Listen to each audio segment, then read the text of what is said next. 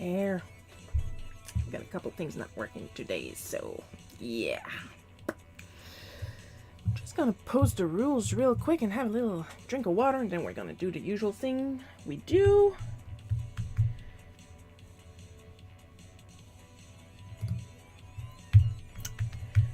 Maybe type it in the correct window. Yeah, that works better.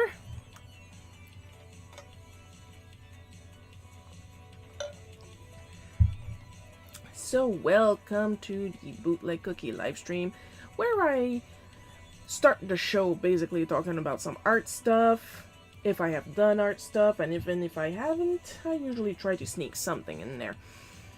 I'm kind of distracted. Hi Sharon, hope you're having a great weekend. I'm having a fantastic weekend, Paul. I just blocked another bot trying to steal my money that I don't have, because I spend it all on art supplies because I have no control of my life.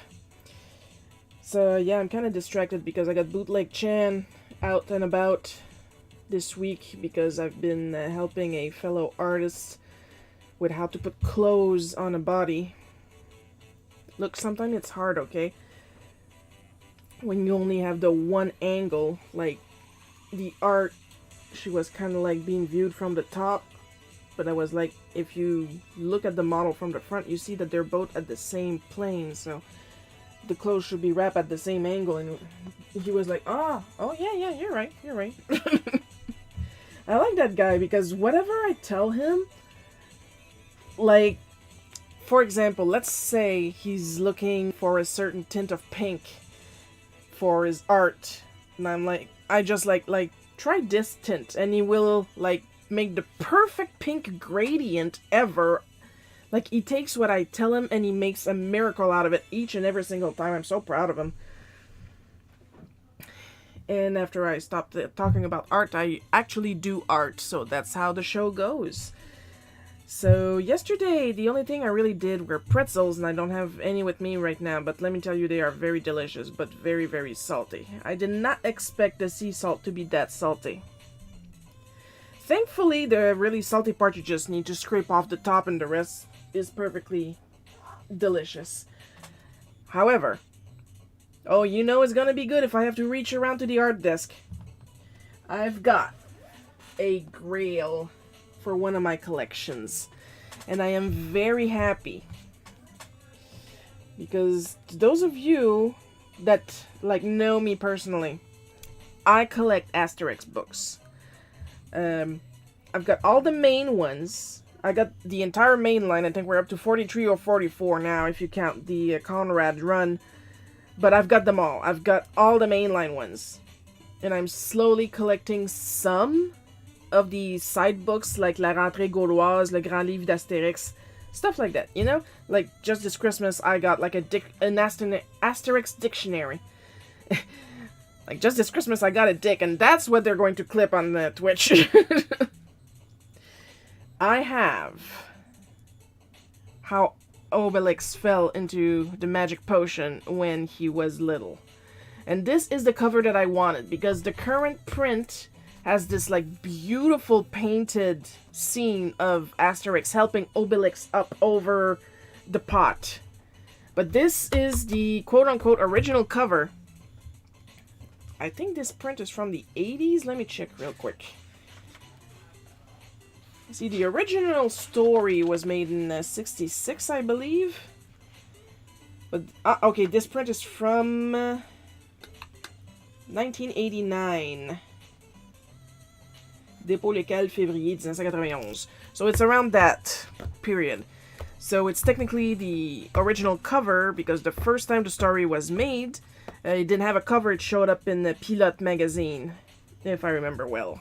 Like, it's all written in a blurb in the front. And here's Goscinny and Uderzo dressed up as Gauls, drinking from horn glasses. And the reason I'm showing you guys this specific book is not just because I'm glad that I finally have it. I've been eyeing this book for a while. For obvious reasons, is that the art in the book was done with ink and watercolors, and it is absolutely gorgeous in its details. Like, look, that's all pen. That's not just a filling in black. Uderzo literally just, quote-unquote, scratched all the shadowing in the book.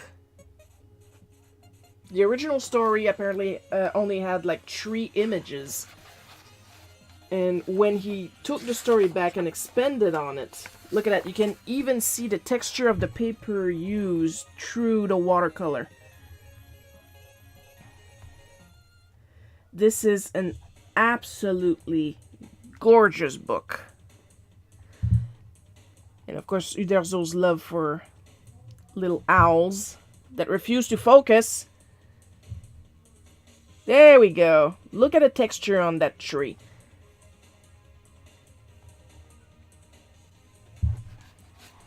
And if we go a little further, because you guys need to see the interior of Panoramix's. There we go. Panoramix's. I will be using the French words because I've read it and I own it in its original French. All of my Asterix books are French because I'm French, and that's how I met Asterix. Look at the effort put here. I'm looking at this and I am developing carpal tunnel syndrome. Focus.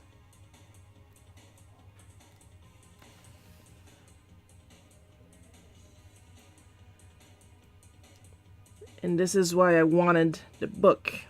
Because look at this and tell me this isn't something to study.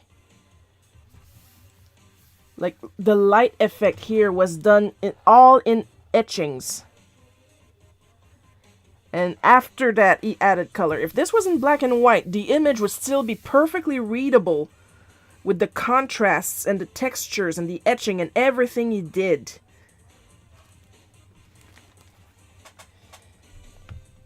And now it's in my collection with the cover I wanted, and I'm super happy.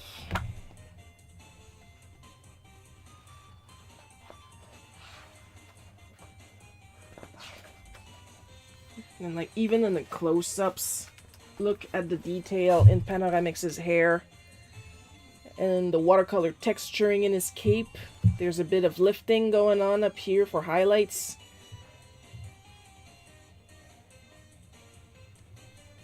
And well, let's be honest, Obelix is absolutely adorable on this panel. There's even engraving on his little site, whatever the hell's the name of that in English. Because usually there is not, but like, Uderzo was going like super extra on these pages.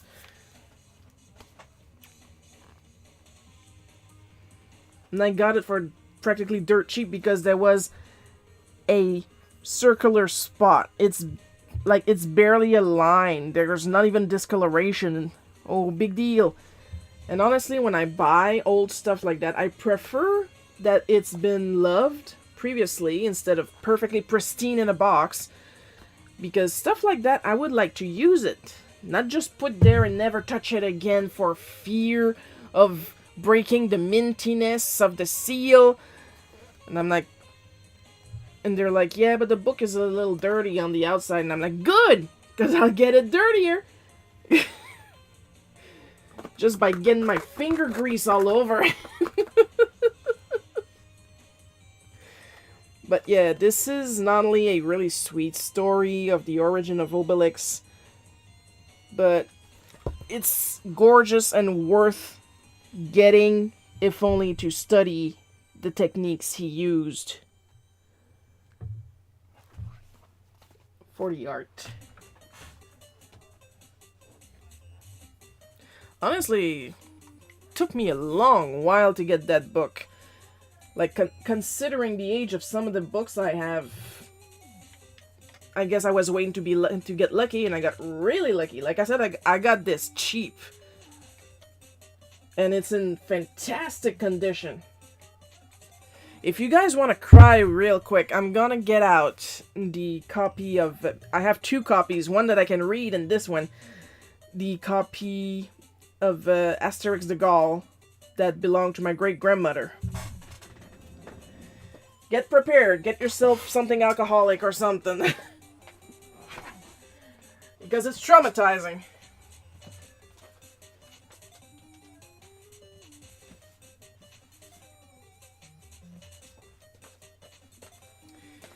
Oh, it doesn't look that bad. Until you see that it has no spine left. It's, it's holding by a prayer. My great-grandmother was not really all that religious.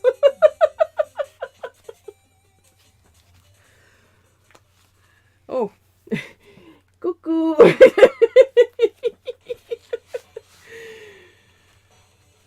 I'm keeping it around because it's like full of the first print of the earlier Asterix had a lot of color errors. Like a lot. And I have to be careful so it doesn't fall apart as I'm trying to show you what's going on. Oh, this is holding by a hair. Literally, there's a hair in there, and I'm pretty sure it's mine. Back from when I had long hair.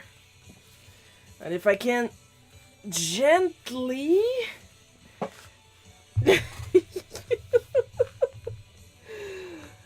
Like, I'm only keeping this for my own entertainment at this point because there is nothing left.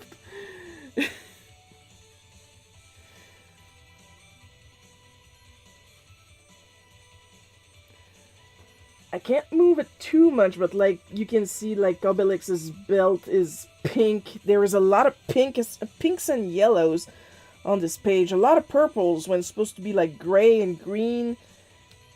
The colors sometimes don't even match page per page. It was really everywhere. So as far as comic book history goes, this book is pretty interesting.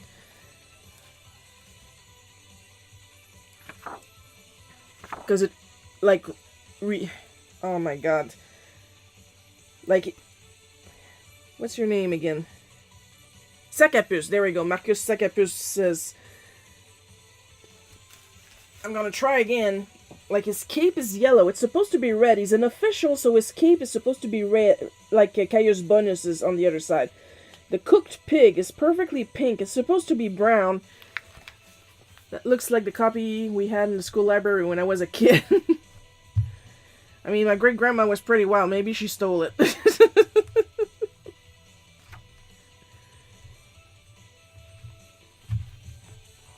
But, like, yeah, from this point of view, it is holding by...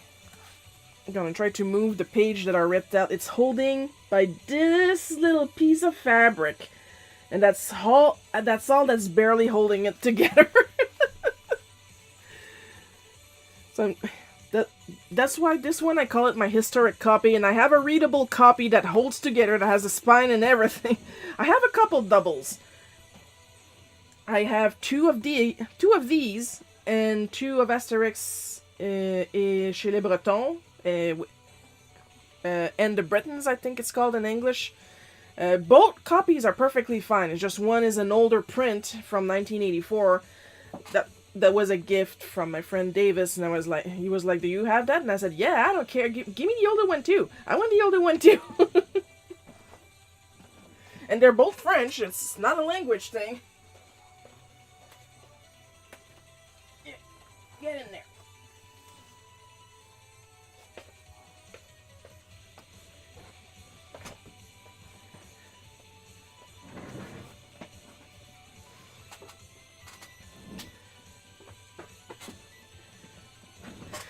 So yeah, that was my little art talk for this week.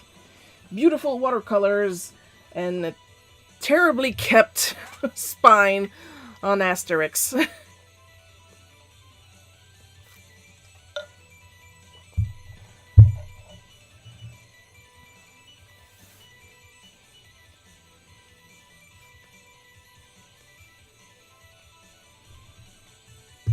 So now we're going to scoot this window up here so I can see what I'm doing.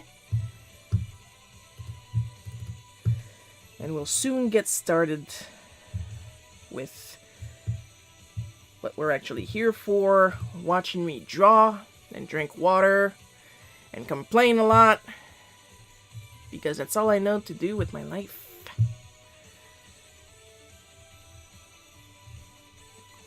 And whoops.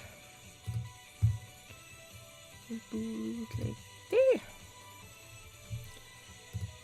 I'm just gonna open something real quick while you guys still look at my face.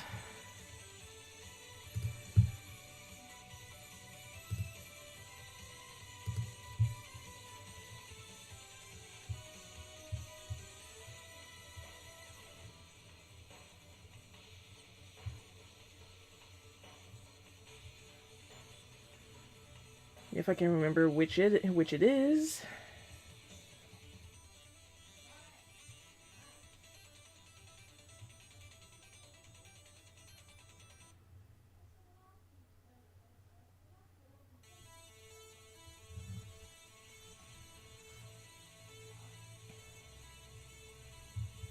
If not, I'll just try my best.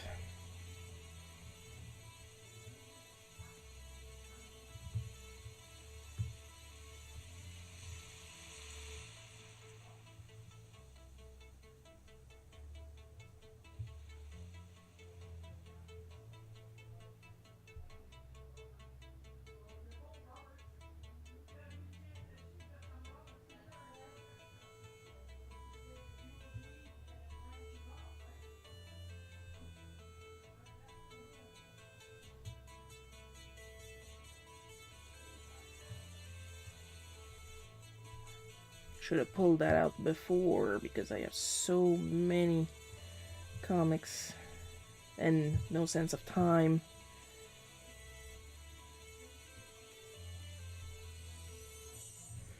Oh well. We're not gonna miss much.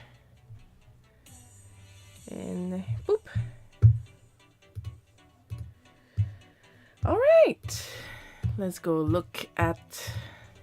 We got 3 people today. Hello, 3 people.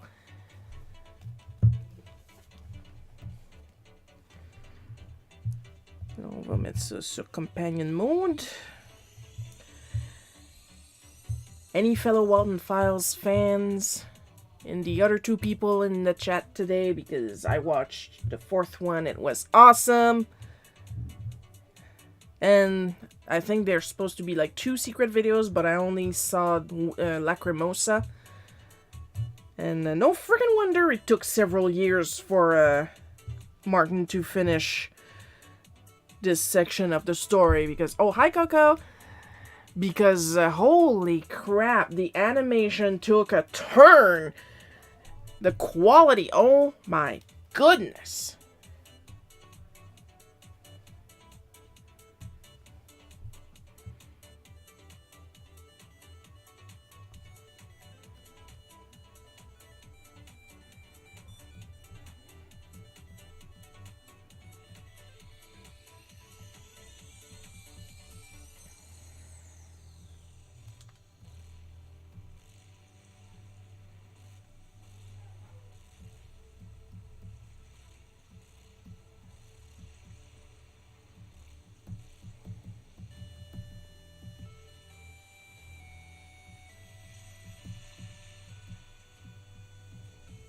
So yeah, if you guys ever watched the Walton Files and you didn't know that it finally updated with the Walton Files 4, and now's the time to go.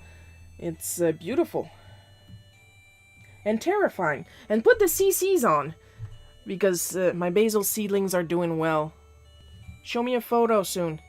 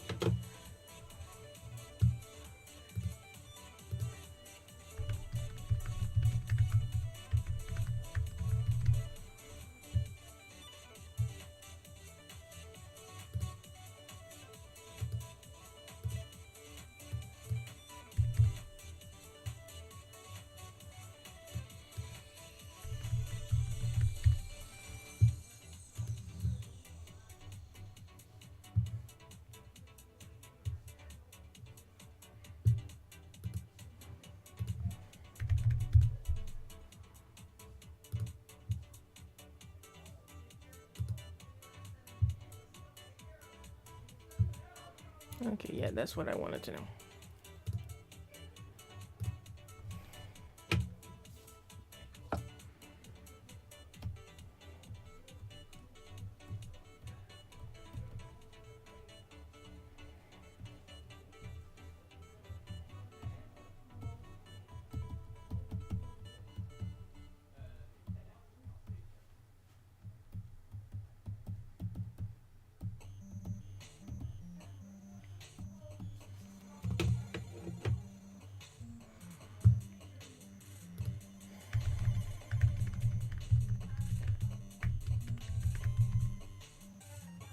Maybe if I wrote it right. And this is why I am not a letterer, I am an illustrator.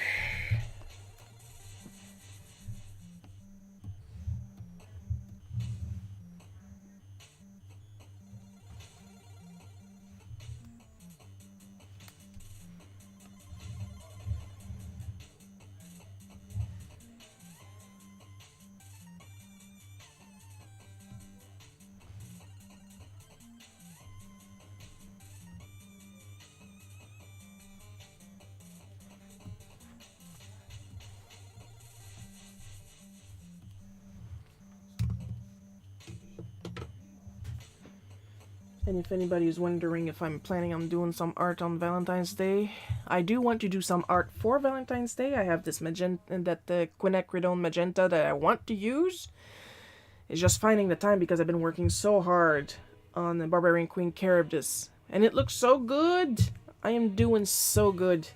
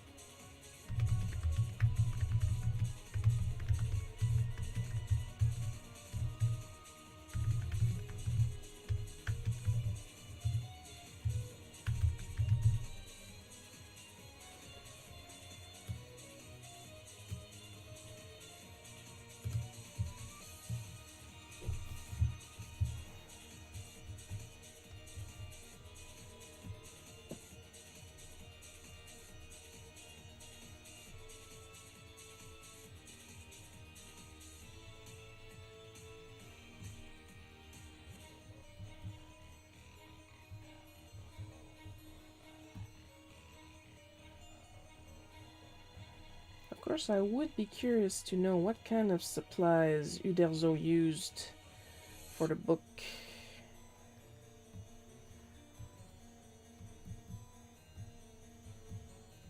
Because quite obviously, he used more classic watercolors. What I have are Gansei Tombi, which are more opaque than regular watercolors.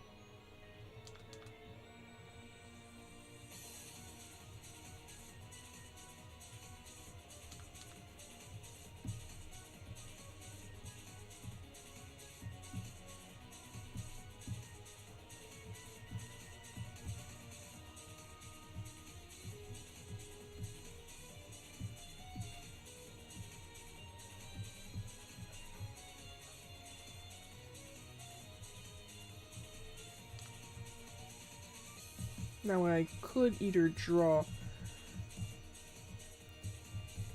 post, copy paste the ponies I'm talking about. But that would be a lot of work I don't feel like doing. They would just make bringing this comic to print more difficult. So if anybody wants to actually see the ponies I'm talking about, you're free to Google.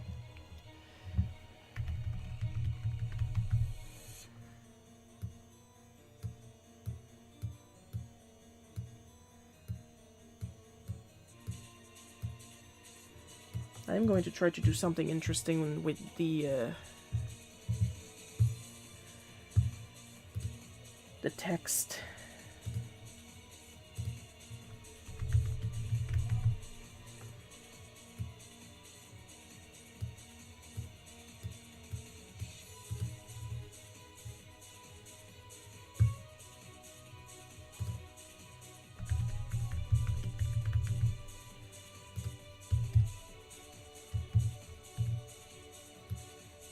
Lest the world ever forget, G1 had a Prince pony. I think his name was Nightshade. But he was definitely meant to be Prince. Like, he had the poofy hair with the little clingy in the front. Exactly like Prince, he was a rock star. I don't think they made an actual pony, but he was there in the cartoon.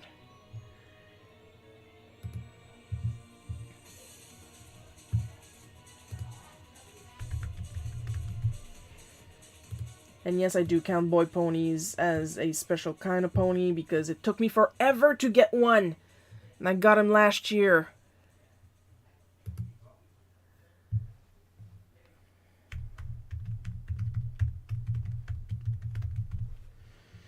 And I have two twice as fancy ponies. I have Sugarberry and I have Dancing Butterflies. Dancing Butterflies was actually my very first pony.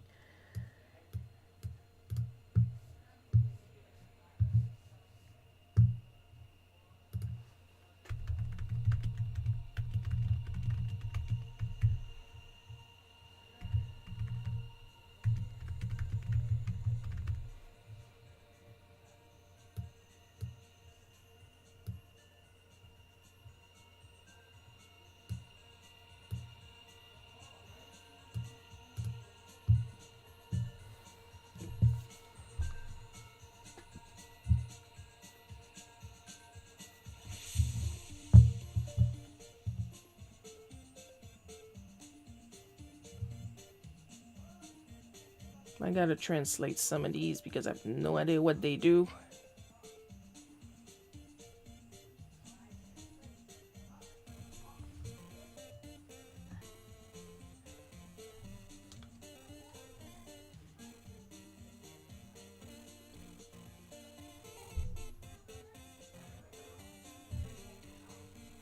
I hate starting from the middle. Where's that option? So I can take it off.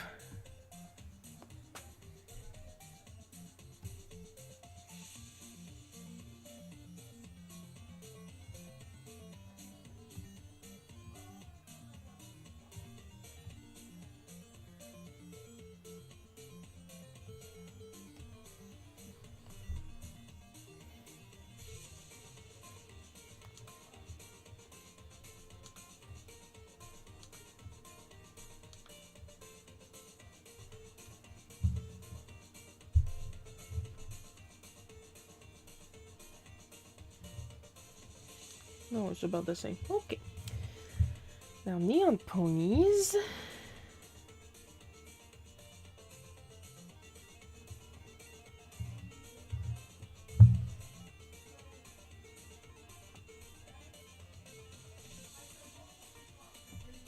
Oops. Not what I wanted to do. There we go.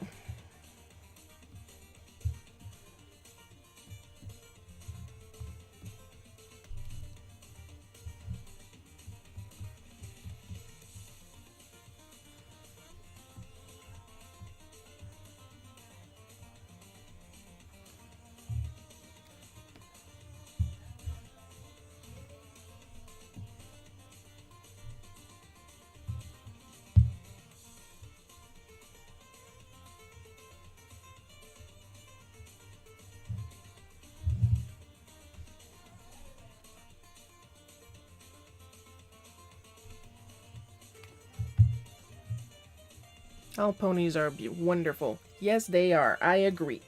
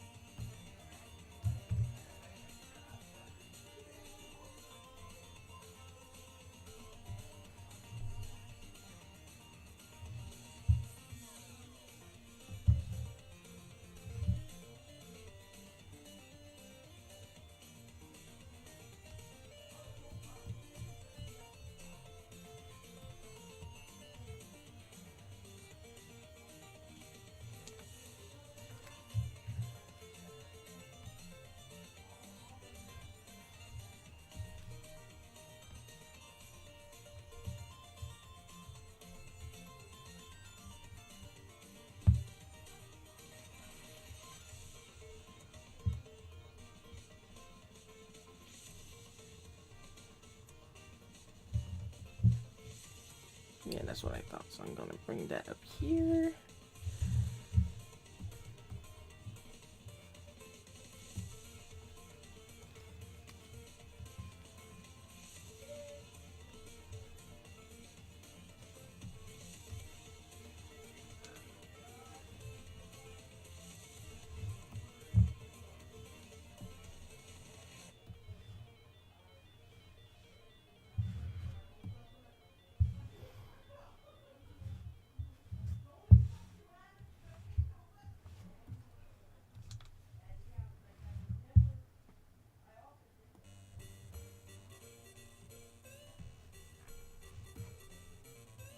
There we go. That's what I wanted to do.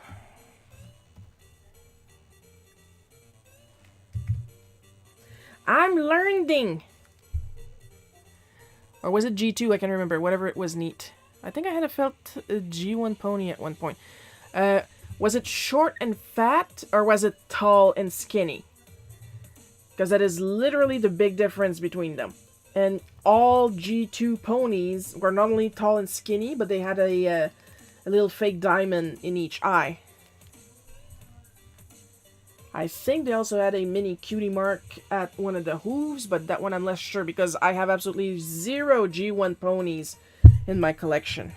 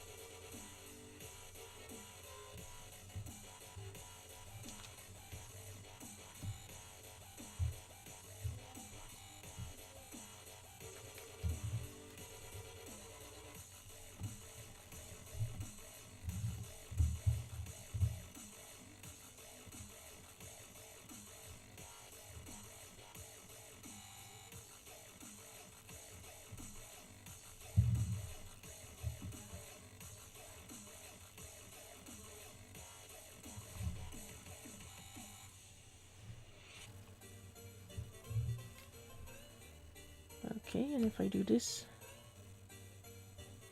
that's what I figured.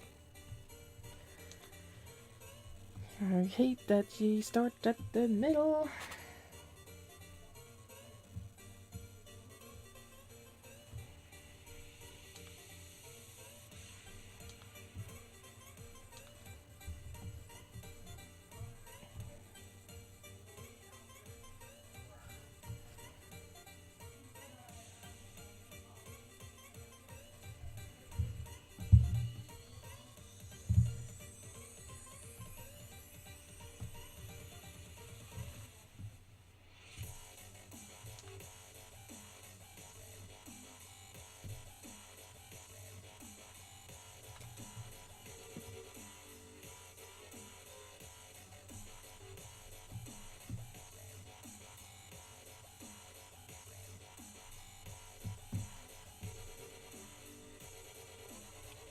It was the same as my other ponies, just fuzzy. It was short and fat. Okay, it was G1.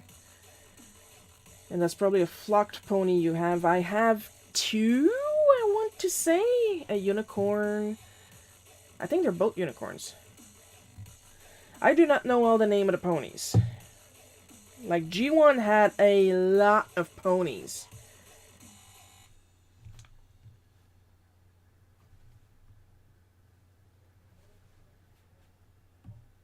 Like, I know about Sugarberry, Birthday Pony, and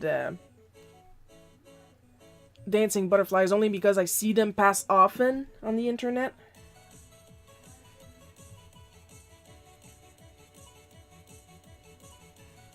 And the rest is just because I really like them. Like, I love my boy pony. Can I remember his name? No. But I do remember that I have Glory and Baby Glory only because they're mother and daughter.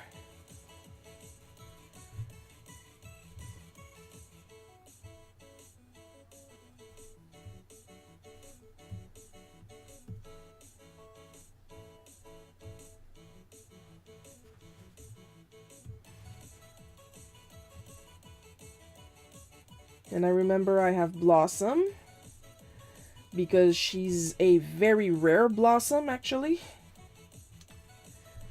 She's a flat foot Blossom, so she's one of the first 6 ponies. Like, she is one of the main 6, but like a really, really early main 6 because they had flat feet when the patent was still pending. I know because it's written under it, 1992, Hasbro, I believe, patent pending, made in Hong Kong. Directement de Oink Oink.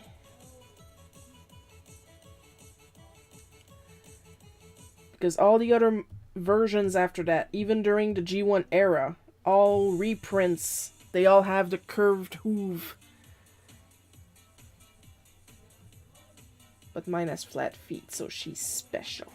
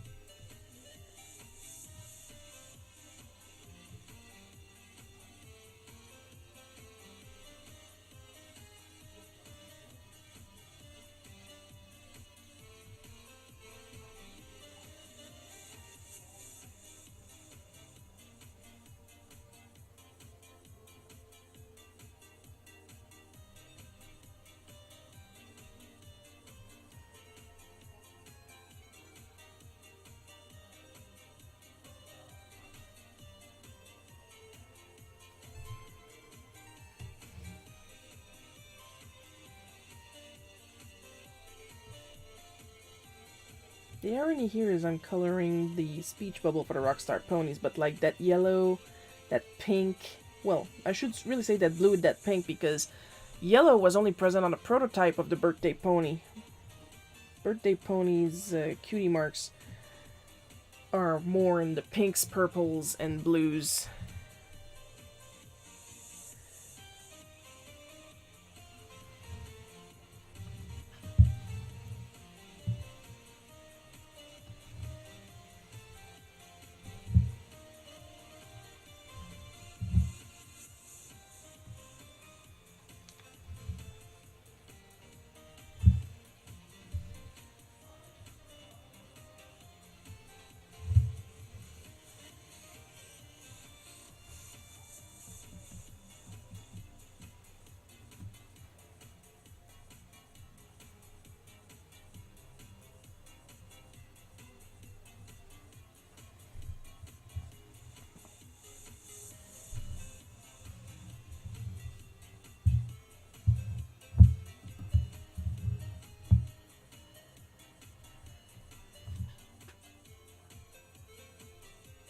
Ooh, excusez-moi, pardon.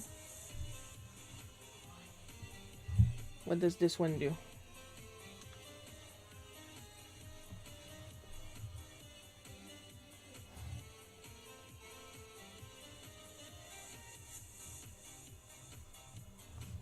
Eek.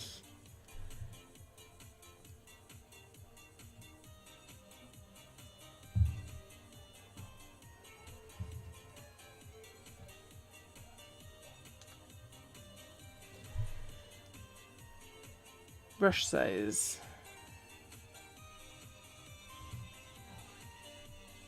Okay. So that's why they got it at that ridiculous size. Look, I'm learning too here. I download these and I never get to use them.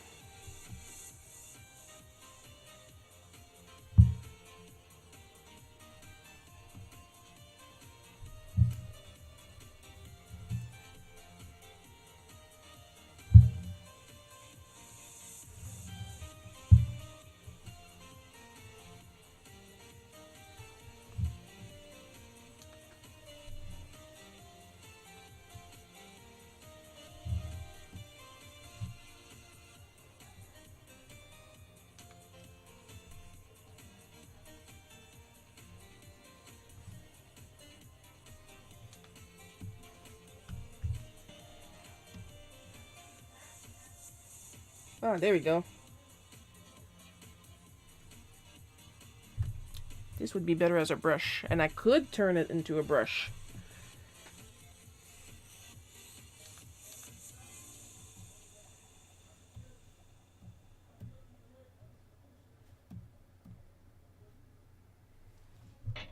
Oh!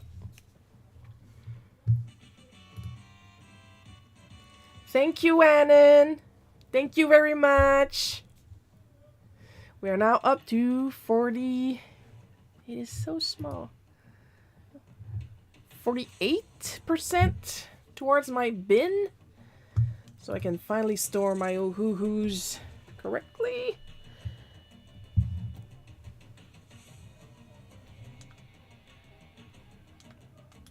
Nothing wrong with the oohoo-hoo bag, mind you, but I would like to be able to find the color within 25 minutes.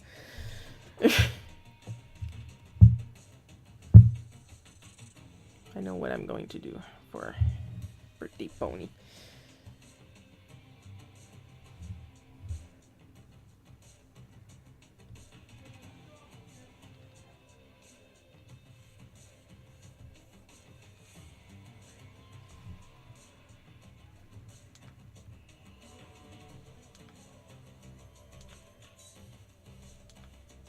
I hate starting from the middle. I hate starting from the middle.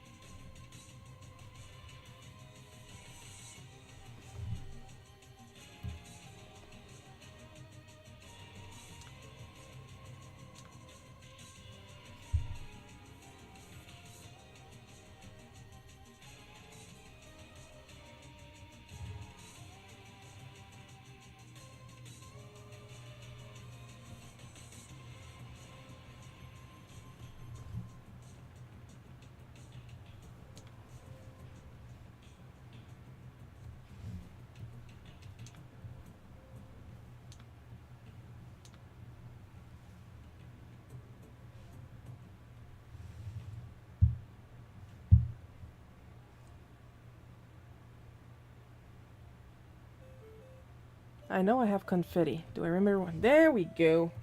I was gonna say, do I remember where I put it? Of course not.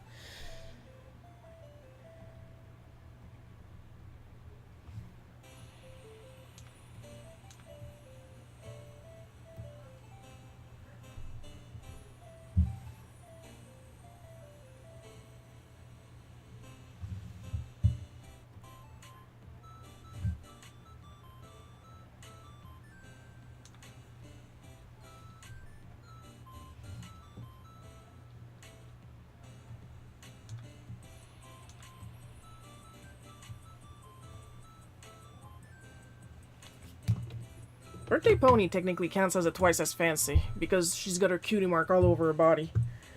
Like, she's a very busy pony, so that's why I decided to make her, her speech bubble the busiest.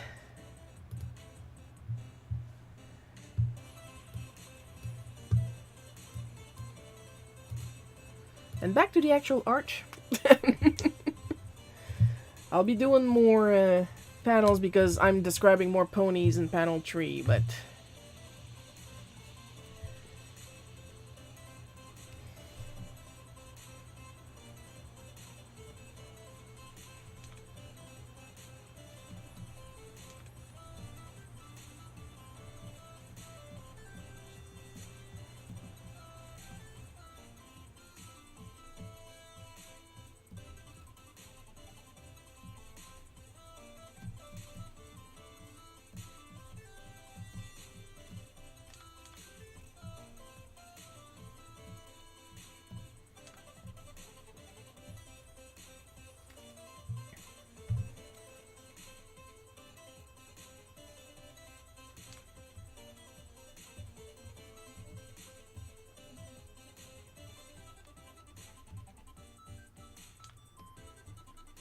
Like when I start talking about one of my hyperfixations, like you gotta hit me to get me to stop. Let's be honest here.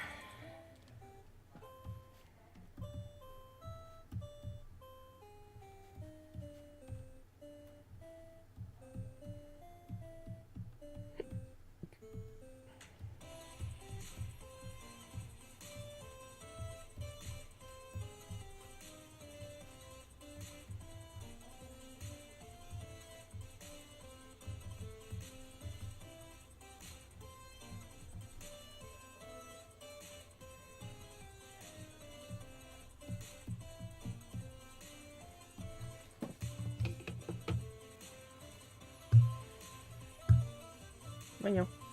There you are.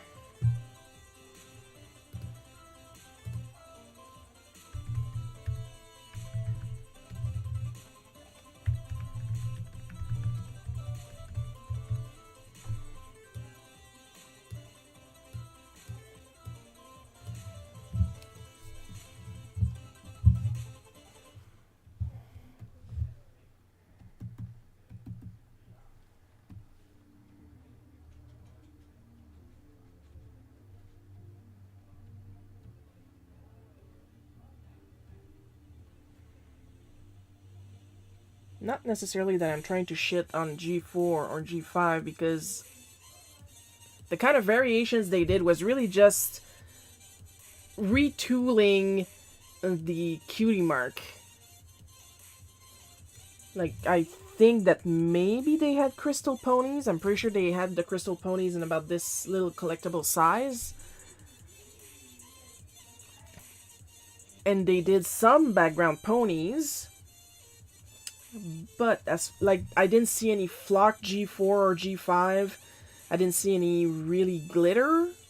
Maybe they had glitter accents, but not full body glitter. Finally, I can post. Hi! Hi, Joop Joop! Now that you're here, you can hear my voice every time I read your name on Twitch. And wherever you got Joop Joop Rocket.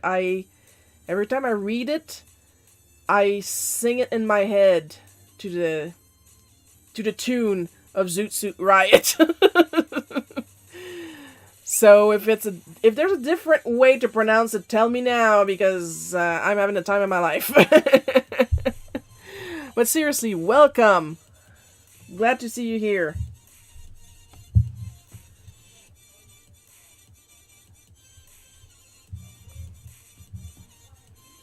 But yeah, it's a little hard to post because you have to join and be a fan and stuff like that, because we have a lot of trouble with Russian bots. Just say Joop. Joop. Just Joop. But I'm having fun with Joop Joop Rocket.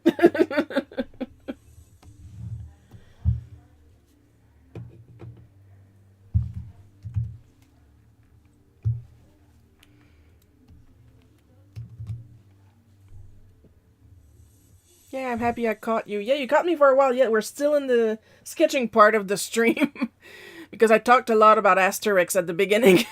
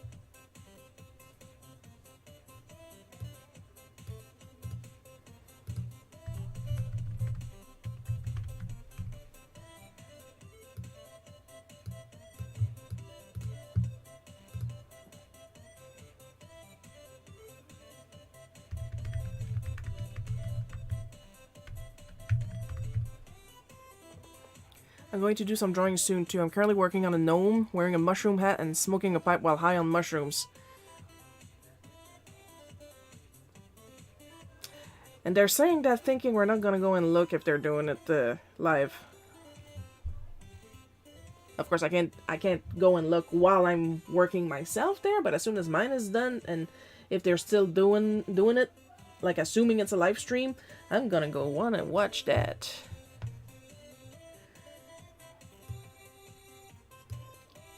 Because regular watchers know that I like to look at the watchers' art. If we find artists in the chat, I will always ask to see art and then ask permission to show the art on my stream.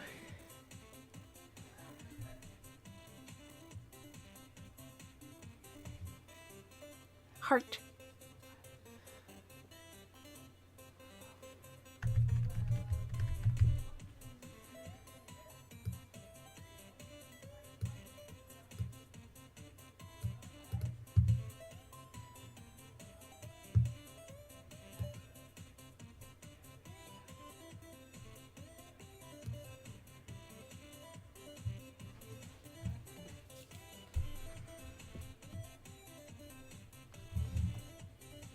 It's about 75% done. Post! Post! Post! Post!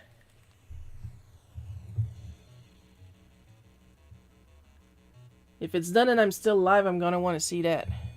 You can't post links in the chat, but you have access to me on Facebook, so I'll post the link.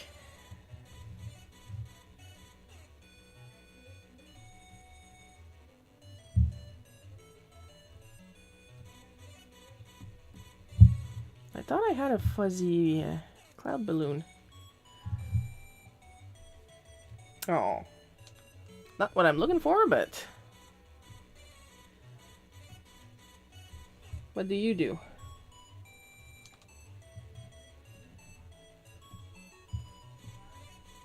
Oh, there we go.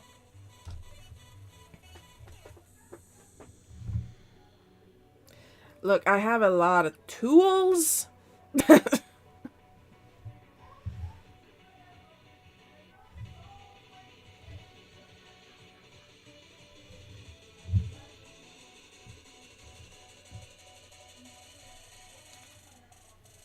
I think I'm going to give it a pink because I know that one of my Two Flocks ponies is pink.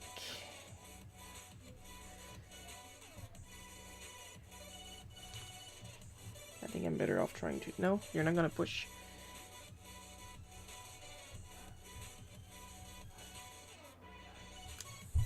Can I simplify?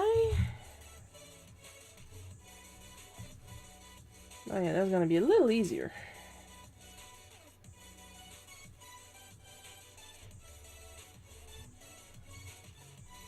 Vector lines, vector lines. Trying to work with vector lines.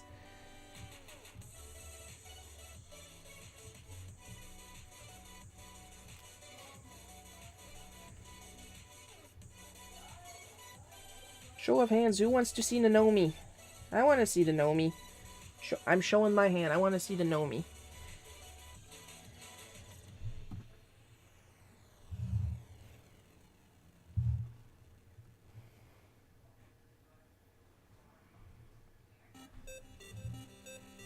What do you do?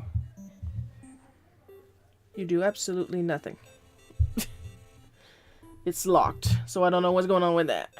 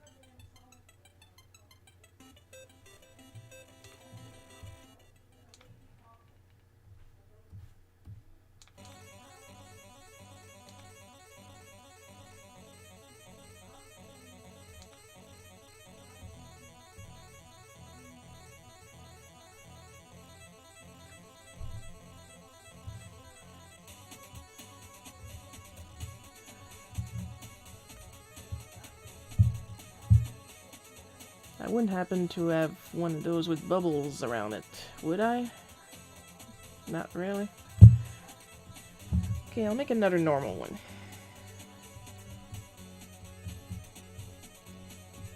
I have so many brushes. I know I have bubbles. Scent. Woo! Woo! Woo! Woo!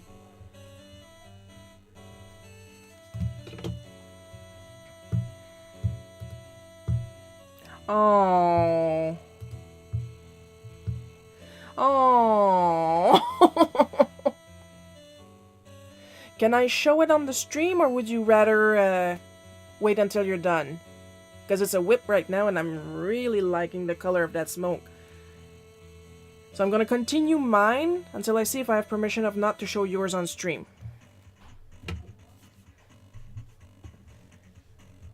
Because it's always good to have consent. It's good to have permission. Where would I put bubbles? Sure, go ahead. Yay!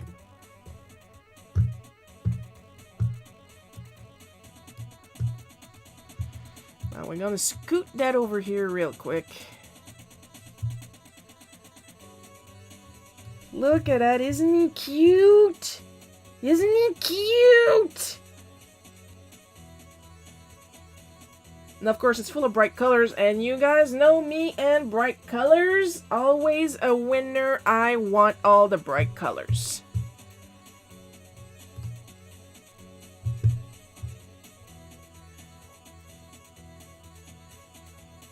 And look at light. There's some light coming from the back a little bit from the moon and stuff, and the light coming from the smoke. The smoke is allowed to be a light source, yes. Now I've got fingerprints on my screen because of you!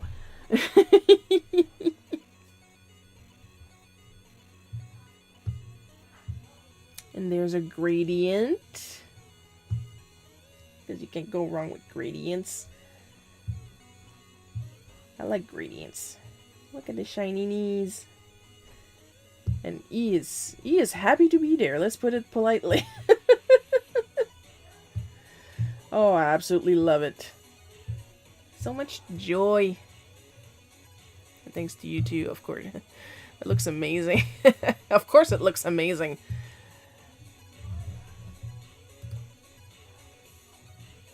As if Jupe's art could look any other way. Ridiculous. Oh, there's the bubbles. They are not called bubbles. Because of course not. Because I didn't translate it.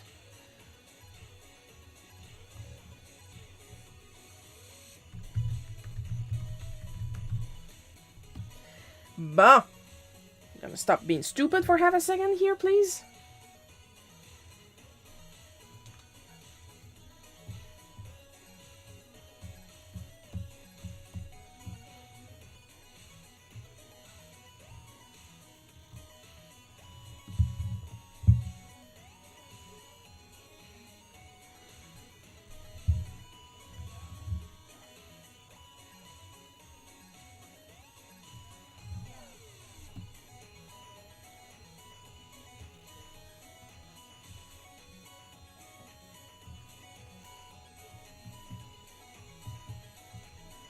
Now I put bubbles on the sea ponies too, because underwater. Under the sea, send desist from Disney.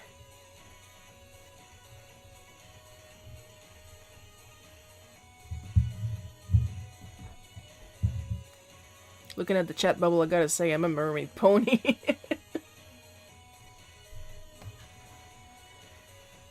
While I post about these different kinds of G1 ponies, tag yourselves.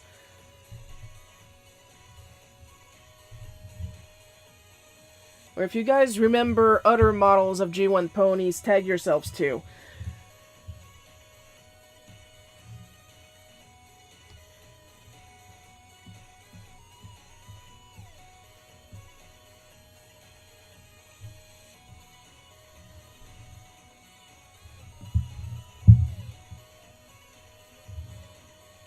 It's a little sad that I don't have any pearlescent ponies. They're really beautiful.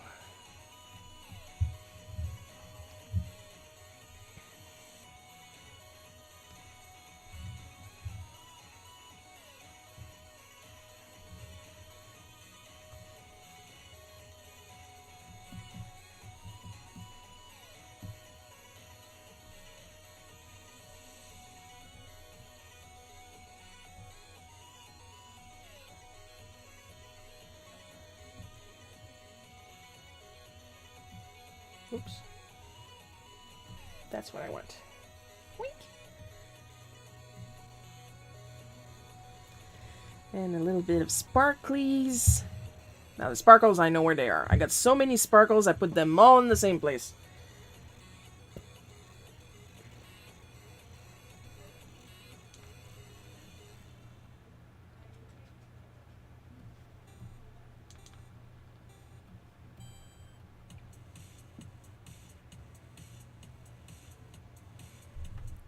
You saw my hair.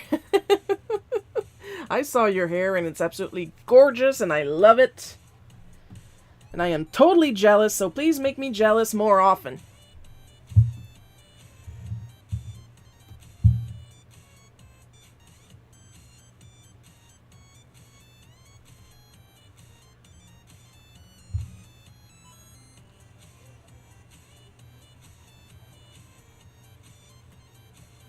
So what I think I'm going to do is I'm going to keep that and I'm going to do the inside of the ribbon pink because I have a pony with those exact colors. But I have to find the right ribbon. And I am absolutely drowning in ribbons.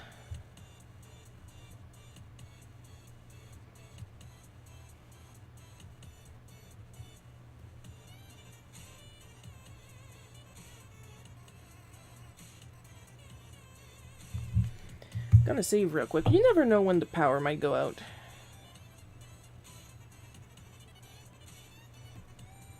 Oh, there we go.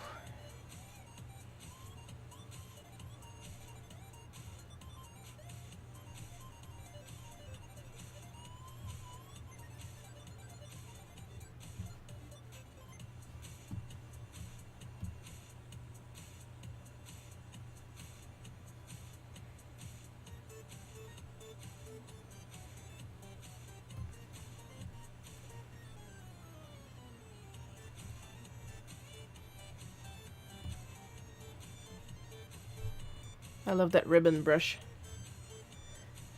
Thank you. I don't remember where I got it, but if you got Clip Studio, I might share it with you. Because I don't remember where I got it.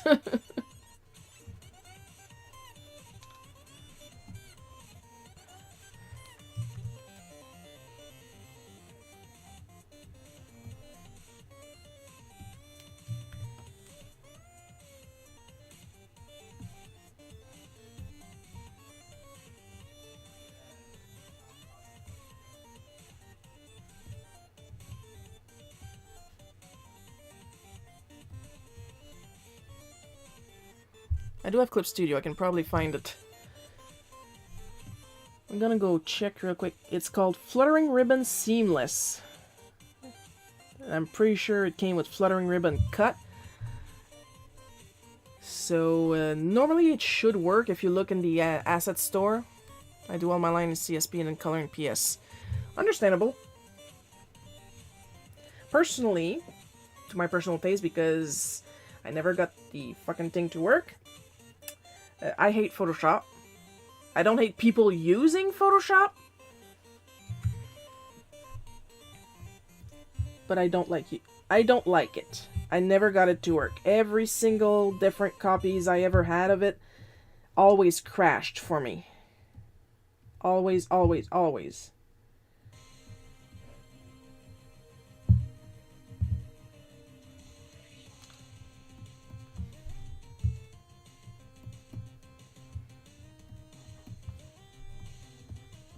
For the record, I do not have satin and lace, the pony that's displayed here.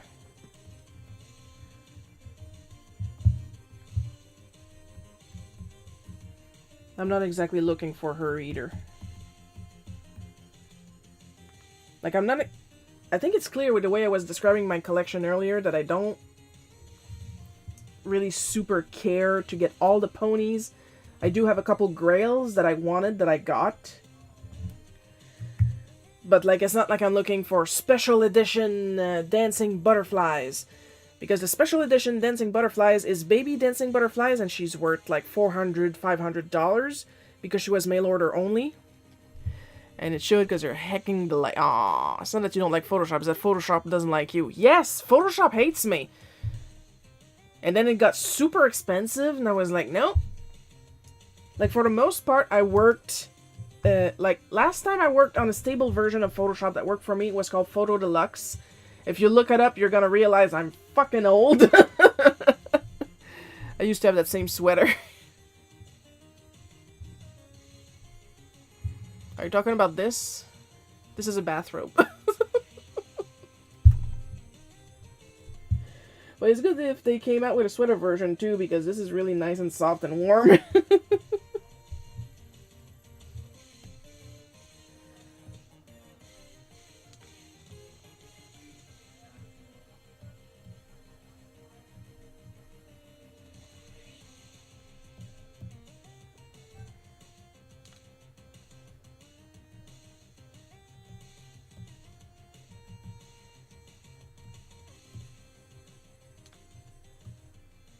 I had a sweater that looks like a bathroom. I don't really have sweaters. And the thing is, I like wearing a bathrobe because it's long and it covers my butt and it keeps my butt warm. Ideally, I should have like a fuzzy cover to put on my chair. You would think with all the plushiness, I'd be able to keep my warmth, but no.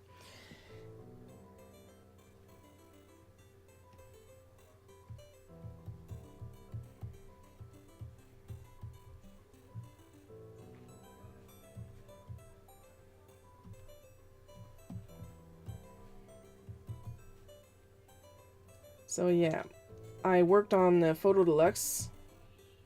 Like, if you want to go, like, deep in the digital art archives, I did some art on the software called Newsroom for Commodore 64 using an Atari joystick.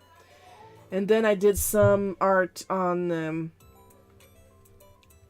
I gonna say it? Mario Paint. There we go. I had a shower curtain that looks like a bathroom.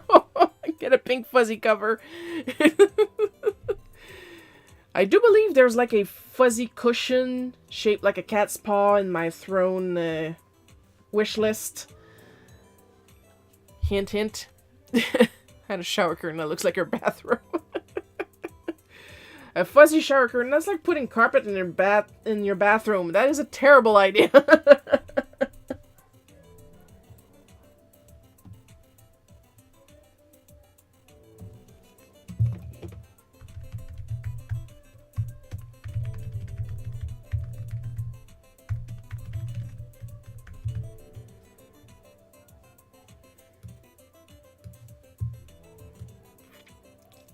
And then I worked in GIMP for the longest time because it was free. And I stopped working in GIMP because, again, GIMP stopped working for me. It's probably back to a stable version now, but like at a certain point it was eating up all my RAM and it was like sluggish and slow and horrible. But like I said, it's probably back to a stable version now. But I'm absolutely in love with Clip Studio. I do everything in Clip Studio. The only reason I'm practicing working on Procreate on my iPad is because that student I was talking about earlier, he works on Procreate, and I was like, I need to learn Procreate to teach him better.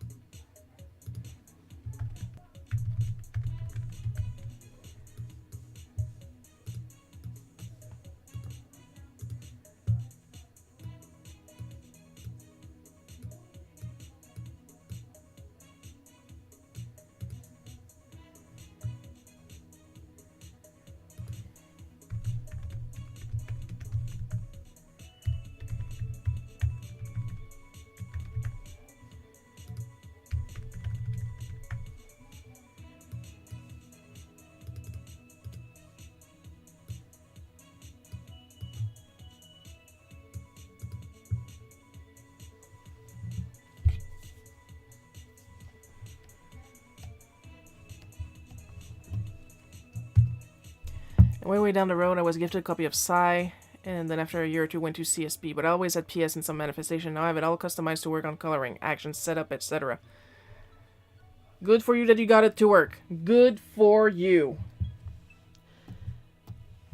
Photoshop is just not for me. They did too many things that frustrates me. Starting with the fact that I never got it to work. I have a copy of Photoshop Elements, like 3.0 or 0.3, I don't know, very early.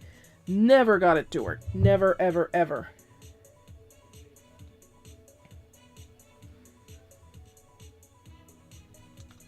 I do everything in Clip Studio, and I'm happy with that. I don't doubt that Photoshop has more tools, better suited tools for some stuff, but I'm very happy with where I am with Clip Studio. I'm gonna make my eyes extra shiny for this comic because honestly I love talking about ponies.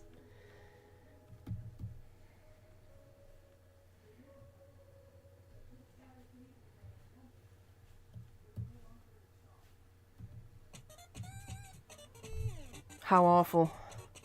Hey, CSP is awesome. I love using it for drawing, lettering, and blending. And yeah, and there is nothing wrong with liking Photoshop if it works well for you. Use the tools that you feel works best for you. Secondly, there is also nothing wrong with combining digital art mediums. It's mixed media. Like when I did that faux animation cell, I used Posca pens, I used gouache, I used watercolors, sweat, blood, and tears. But I got it done.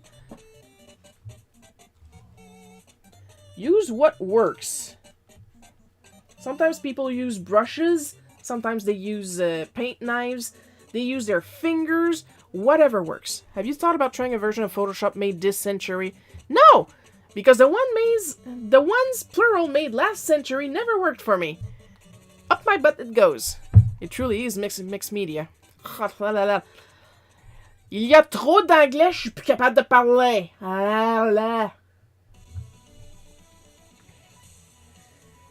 I'm supposed to be bilingual. Try to bilingue better, Shiro.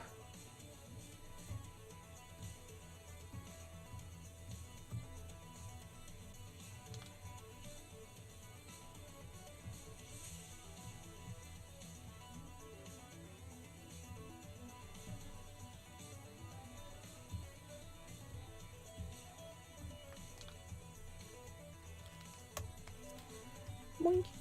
I like drawing tiny titties on me because it's funny!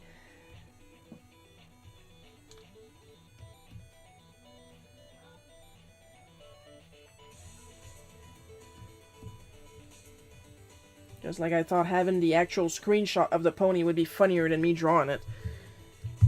It just adds to the reality that yes indeed, MLP used to have a mail-ordered bride. I used a toothbrush for some inking once. Hey. You're not the only one! I call this my Galaxy and/or Blood Spatter Maker. Oh, the bottom is covered in white ink. I didn't clean it right. I'm terrible. Haha. I'm inspired enough. I'm inspired enough. I'm fucking off now.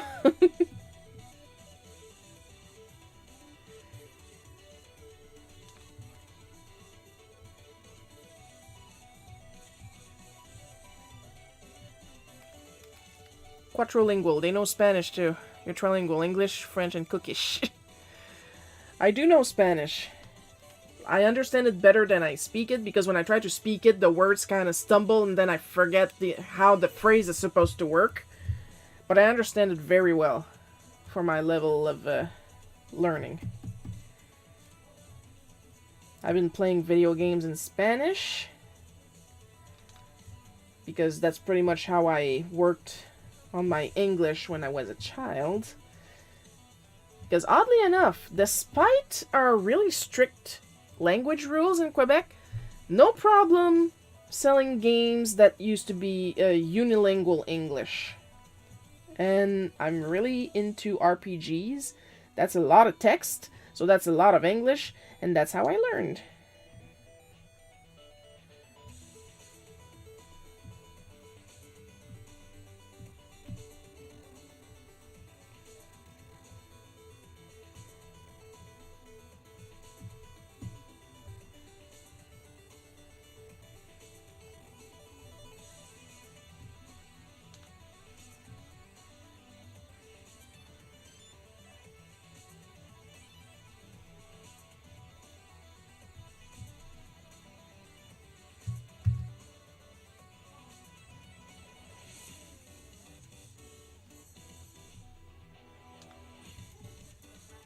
I'm gonna make a little backup movement because, well, I'm drawing Joel smaller here just so he can fit with the text, but Joel is actually taller than me.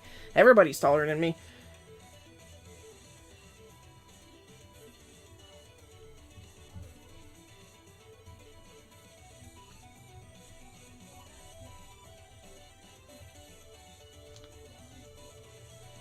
I am a teeny tiny artist.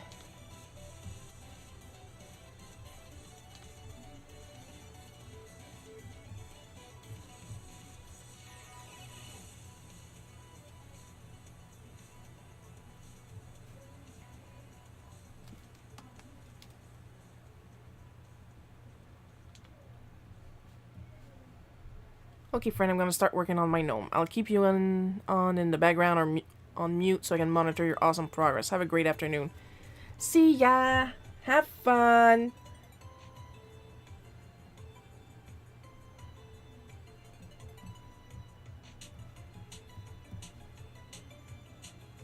Thank you for coming.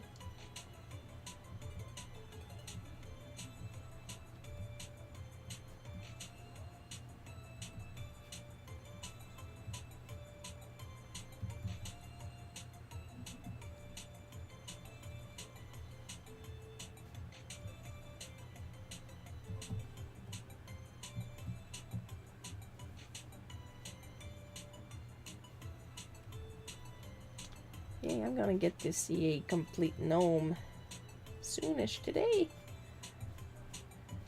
Yay!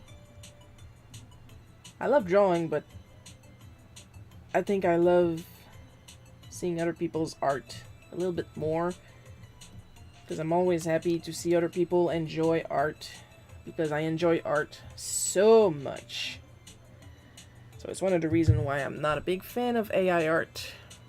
Especially the ones that claim that they do not enjoy the process. How can you not enjoy the process of actual art? It is so fun, but it takes a long time. Why are you not dissociating? Dissociating while doing art is part of the experience. And then you don't see the time go by.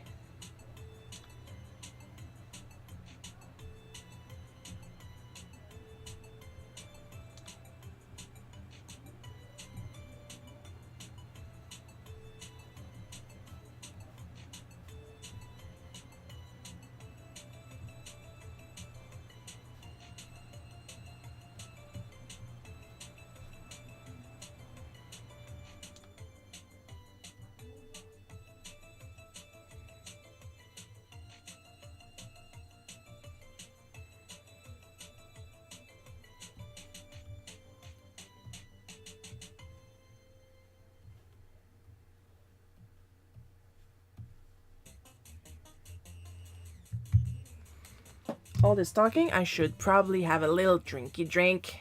Because it's important to stay hydrated.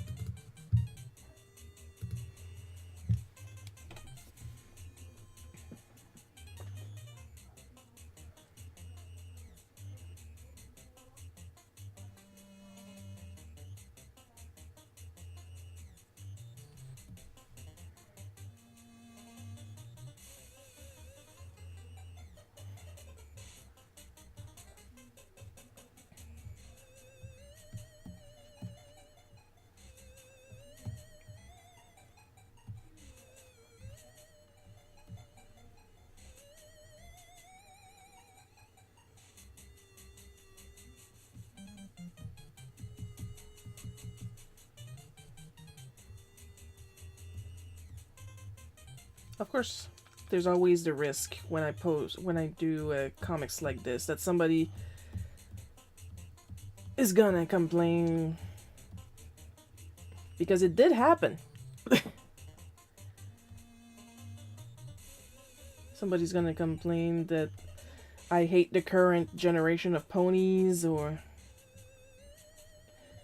because I have nostalgia for G1. I grew up with G1. Of course I'm gonna like G1.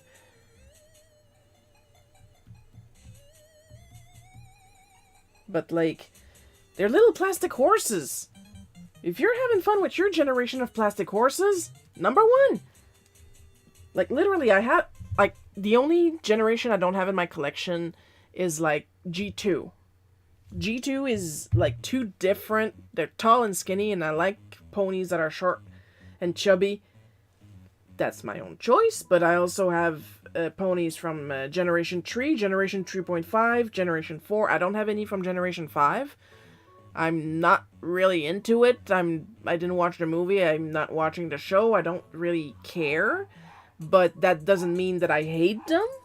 And it doesn't mean that I hate people that like them. They are toys. You do what makes you happy. A lot of people on the internet struggle with that.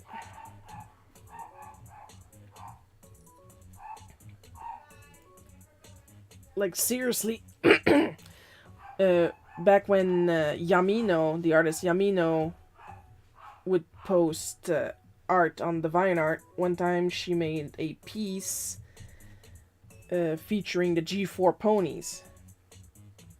Now, I'm gonna say this right away. Yamino literally got bullied out of the pony fandom for some reason or another. And, like, she drew the ponies in a way that the bronies did not like. Something like that. And somebody tried to do that to me, too. Now, I'm mentioning Yamino because she had done an art. And I wanted to make an animated stamp out of it. So I asked her permission. She gave it to me. And I did. Literally, the graphic is about this big. And I did it, and literally the only animation I did on it was Twilight Sparkle and Trixie. And the quote that she had written on the art that I wanted to reproduce as a stamp was, "I'm going to love and tolerate the shit out of you."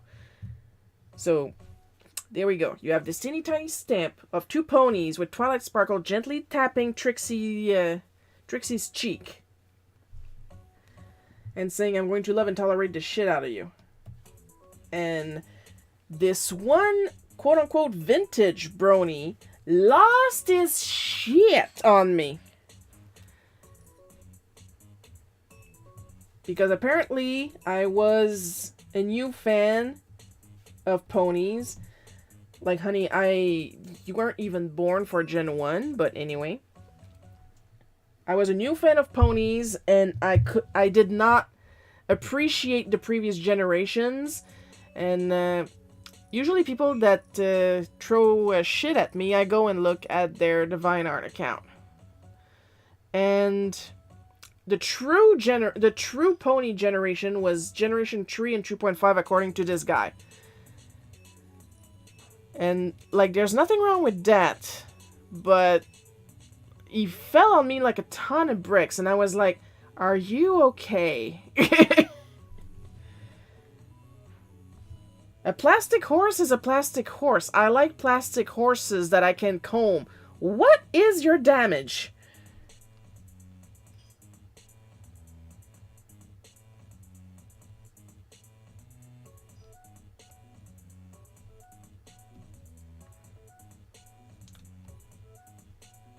I think I was more insulted by the fact that he called me a new fan when I was, at the time, in my 30s. And I was like, I literally grew up with ponies. What?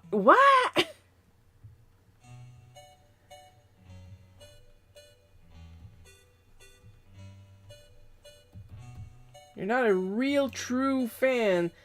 I was born in 82, the same year as the first ponies. What do you want?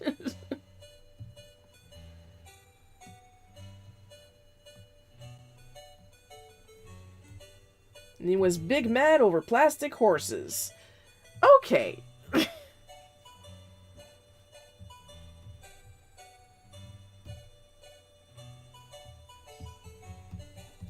Like, you do you, boo. I'm gonna leave my G4 stamp. That's about an inch wide.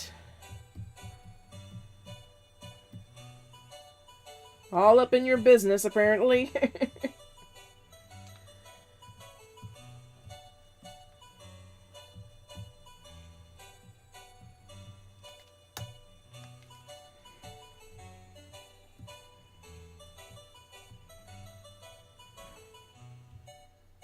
Oh man, if I did that with everything I collected, I would be insufferable. Can you imagine I start a live stream? I'm like, I would just like to say, everybody that uses Photoshop are assholes. That is like the opposite of what I think. If anything, like I said earlier, you got it working for you? Good. Good for you. You're enjoying it? Double good.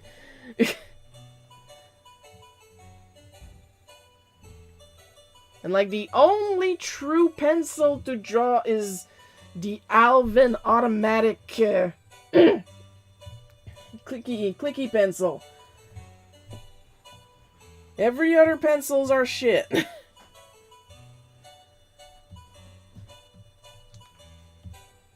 If you don't like Sailor Moon from the 90s, you're a Philistine.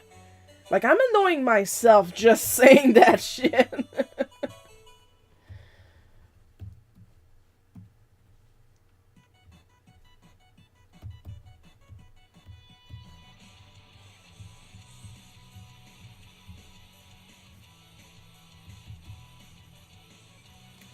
If I gotta annoy myself, I should annoy myself positively.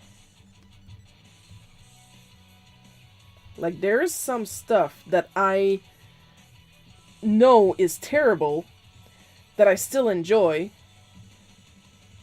I'm gonna talk shit about it, but it's gonna be positive shit.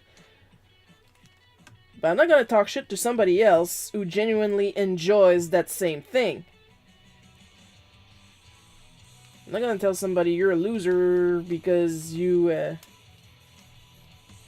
like the new version of this or stuff like that. I don't care. You enjoy it? Good. Life in general is too friggin' miserable for me to add on to it. That's what I'm saying. You're having fun? Enjoy. Is it legal and you're having fun? Enjoy. I'm not asking much here.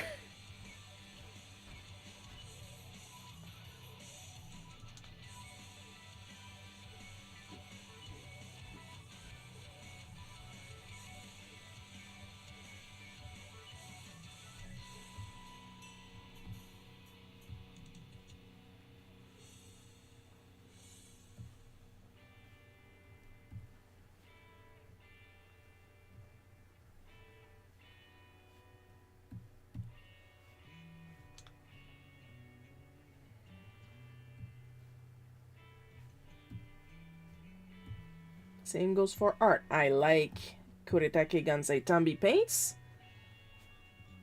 You're not using them in your painting? I don't care. You're the one doing the painting.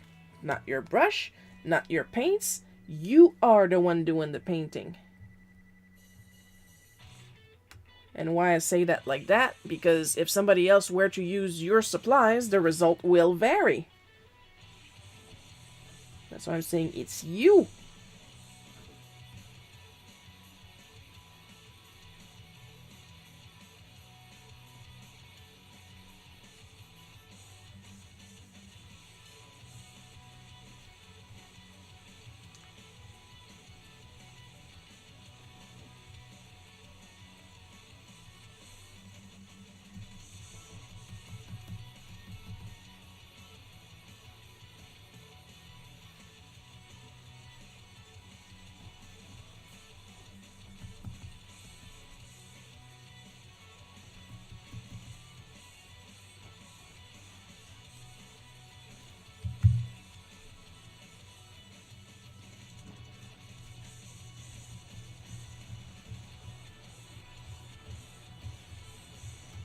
I was talking earlier about how much I love bright colors. You know there's going to be somebody that's gonna go, oh, so that means you hate pastel colors, or oh, so that means you hate monochrome pieces, or so that means you hate black and white. I like art. I like art. Okay? Don't put words in my mouth. I spent enough time in my childhood being misunderstood. We're not gonna do that today. Not in the year of our Lord 2024.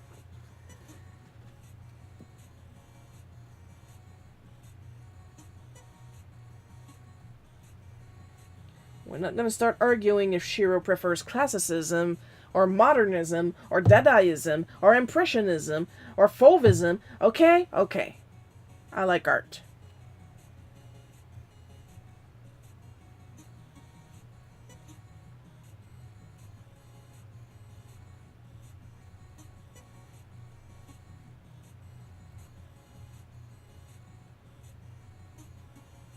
I like Salvador Dali. Yeah, but Salvador Dali was like a massive asshole. Yeah, and he's dead now, so he can't profit off of me liking his art.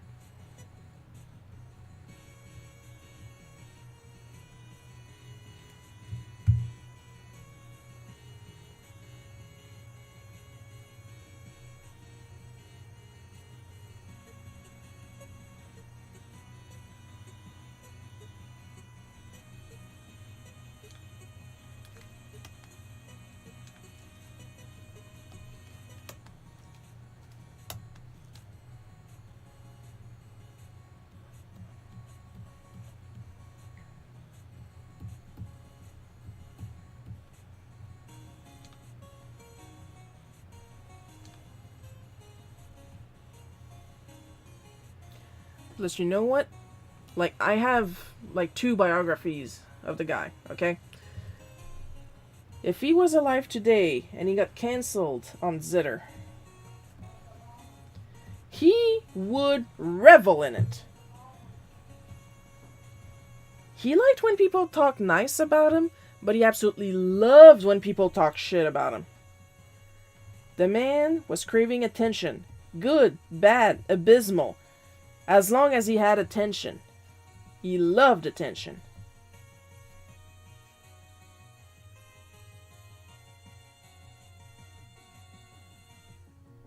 As long as he had attention and his wife Gala, he was happy.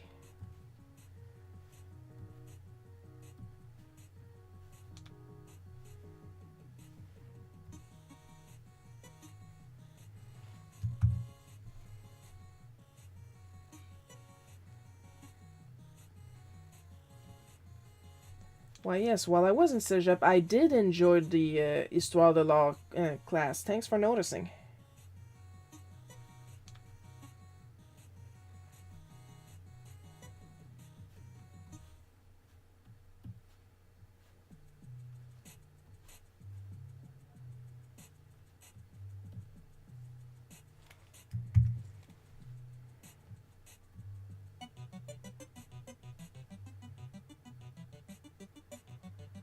Oh, I've received 100 messages today. Most of them were probably from Jupe. And my own bots.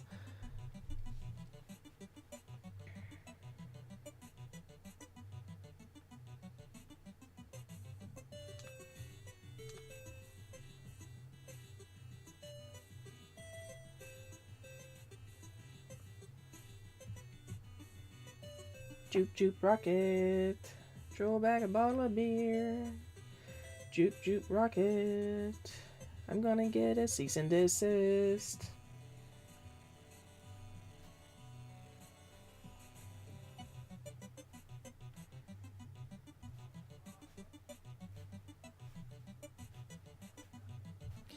Oh, speaking of, I don't remember if I talked about it last week or if it happened like this Monday because I have no concept of time.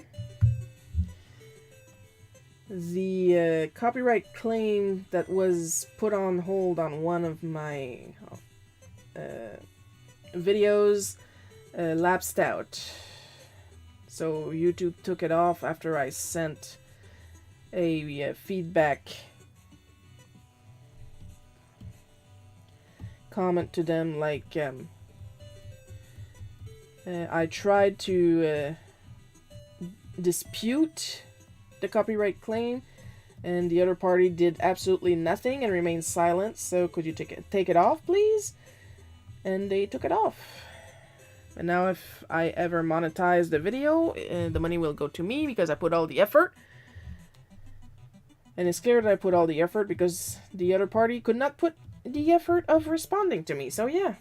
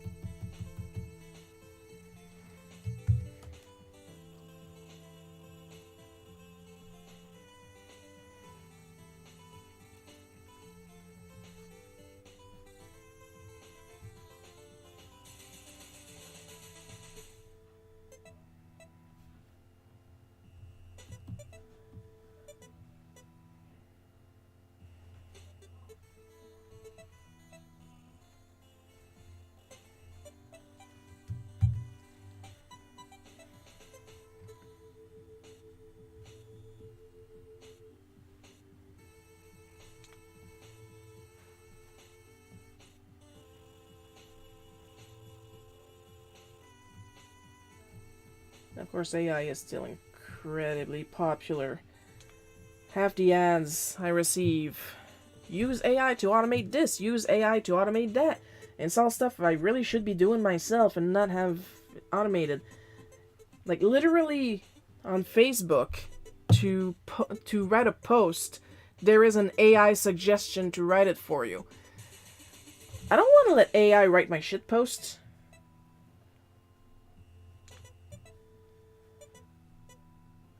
Like, this is my personal page. I should be able to write what I want and not have AI assume what I want to write. Like, I don't say if it's like a professional page, and sometimes you're just too tired and you just need something nice to write down and stuff like that. But having it available for personal pages,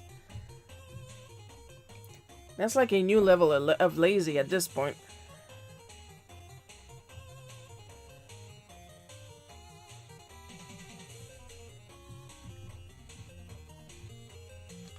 What if I'm not creative enough? You can learn to be creative. It is possible.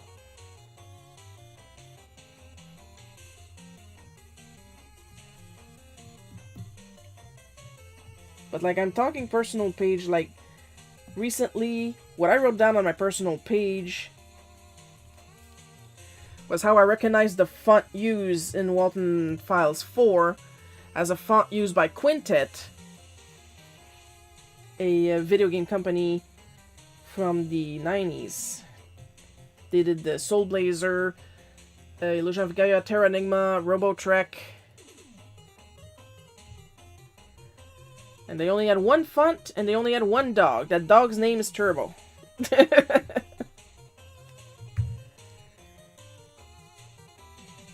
Turbo shows up in all 4 games that I mentioned in different forms. But he's always a dog, and he's always called Turbo.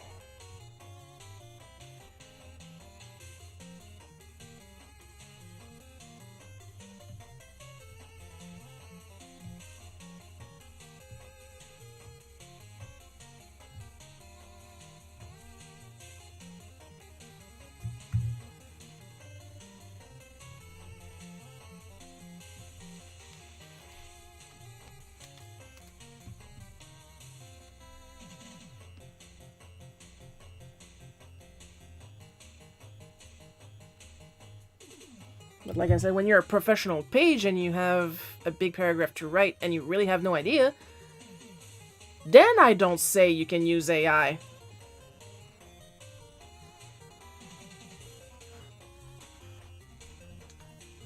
Go right ahead. You need something now.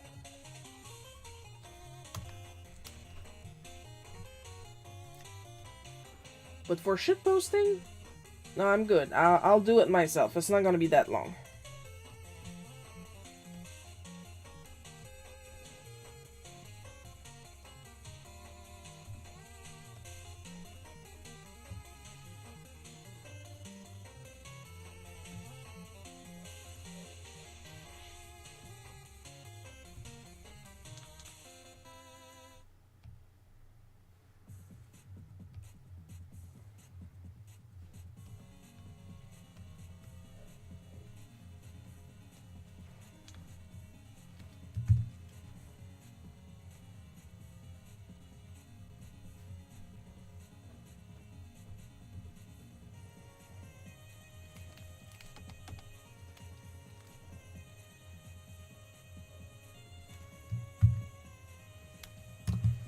Tiny break, just enough to stretch a little bit.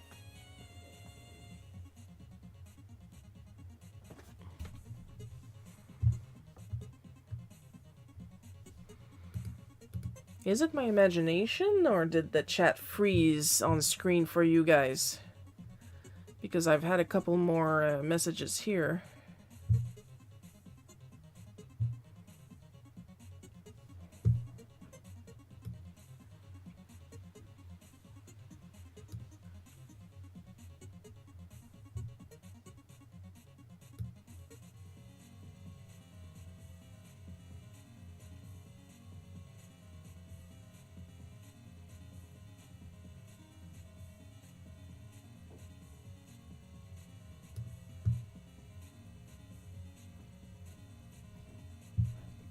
That's weird. Oh no. Okay. It did freeze a little bit, but Paul just thought it out.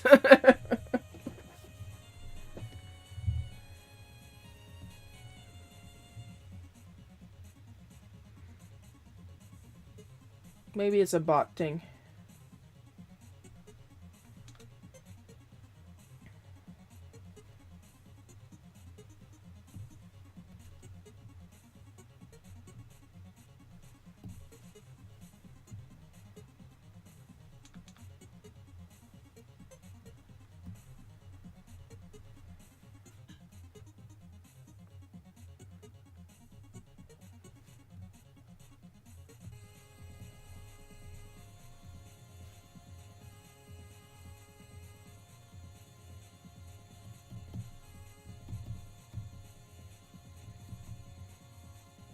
It's a damn shame that now that Square owns Enix, they haven't, like, True Enix, they got Dragon Quest, but they never got the Quintet stuff. Which, once again, Soul Blazer, Illusion of Gaia, etc. Because those are really, really, really good games. Really good Zeldas. Especially Terranigma.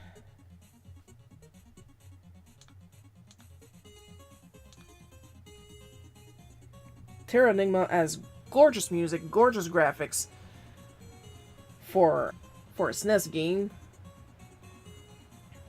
A very long story that kind of rushes at the end, honestly.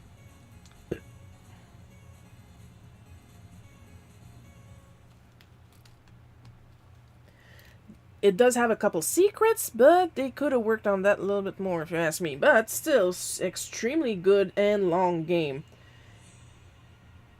And it's probably like Chrono Trigger, because I don't know how long the game is supposed to last, but it feels long.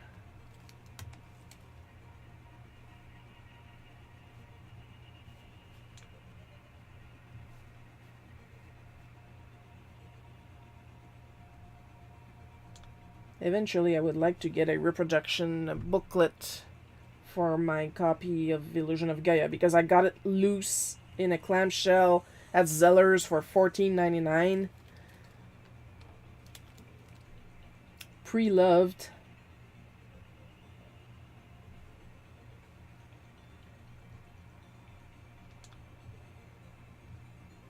But the thing is, the booklet The thing with the booklet is that it had a guide to find all 50 red jewels, and you need the red jewels to get access to the secret boss, which is actually the secret boss of Illusion of Gaia is the first boss of Soul Blazer.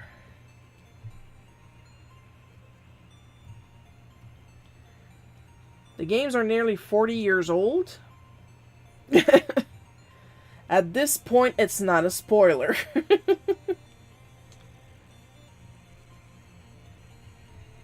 And of course you can find the guide online, of course.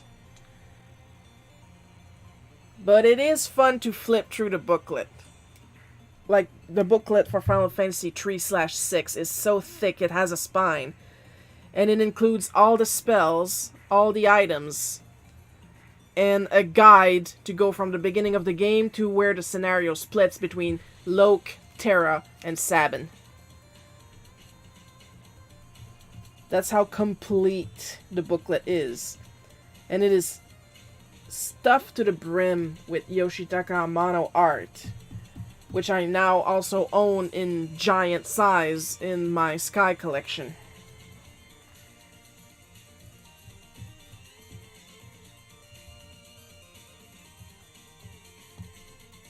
But what pisses me off a little bit is that the Sky collection was a curated collection, because there's still some Final Fantasy art from Yoshitaka Amano that I do not have in the book, that I keep seeing online. And I don't know if it's new art or old art that they recently found, or it's not in the book.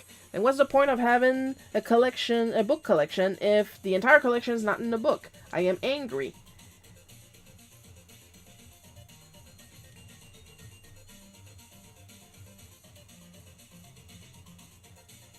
If you were still hiding Final Fantasy VI art from us, what more were you hiding?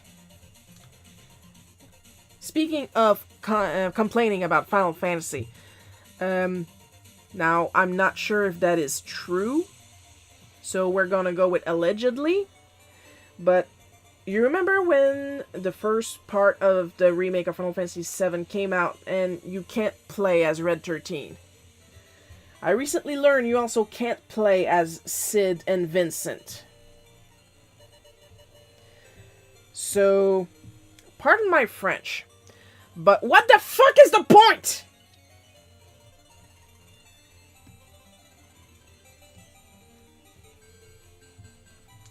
What I mean by that is that while Cid was an obligate character to have, and like he has fun, he has fun gameplay. Like his limit breaks were funny, and like he's a dragoon, so he jumps, he equips javelins and stuff like that. Then what is the fucking point of Vincent? Oh, he'll be there for cinematics where he's supposed to be, but Vincent was a secret playable character. You could skip him.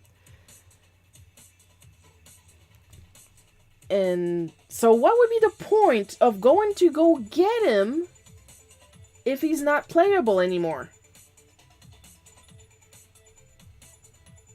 Like, you're literally remaking a very good game, mind you. I have Final Fantasy VII, both as the OG quote-unquote download on Switch, and I have the disc. I have the PlayStation version with the black side, not the green greatest hits side.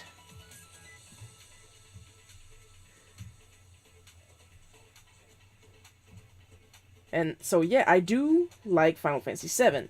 And as regulars know,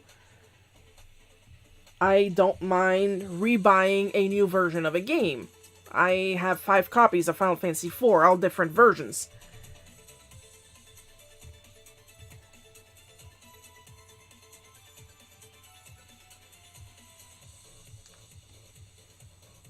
But y'all literally taking out gameplay out of the game that you're making. And when I hear about the Final Fantasy VII Remake, what I hear is, it's so pretty, it's so pretty, it's so pretty, it's so pretty. Is it fun? I don't know. But you're literally limiting the gameplay, and I am so not interested in the remake because of that. You can't play as Red 13, you can't play as Sid, you can't play as Vincent? Vincent? Of all people? Vincent, who had his own spin-off game, is an NPC that you drag around in Final Fantasy VII Remake. Allegedly. It was an IGN article.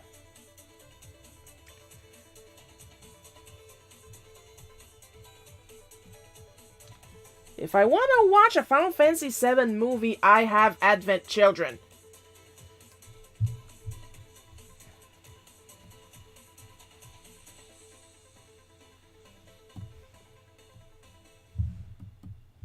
I am not pleased with this development.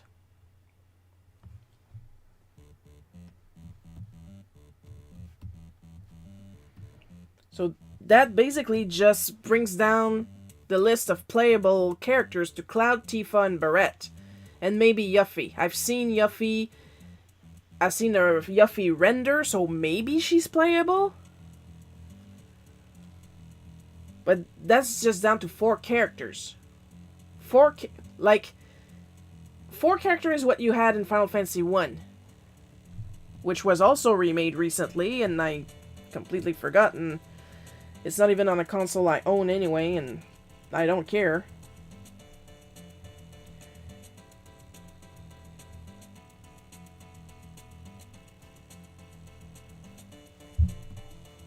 Because between you and me, Final Fantasy 1 like has good ideas, but it's kind of meh. They did add a story to Final Fantasy 1 in the latest remake.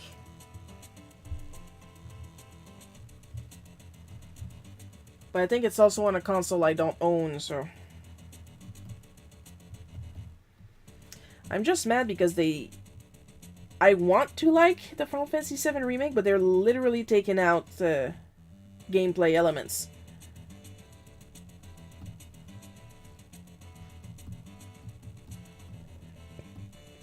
There's a reason why I did not add Iris to the list, even if she is playable. Because you don't get to keep her. Once again, at this point, it's not a spoiler. Aeris dies in the game. She has to die for the plot to function. That's why I'm saying that, like, you only have Cloud, Tifa, and Barrett as playable characters, possibly Yuffie. Because you don't get to keep Aeris.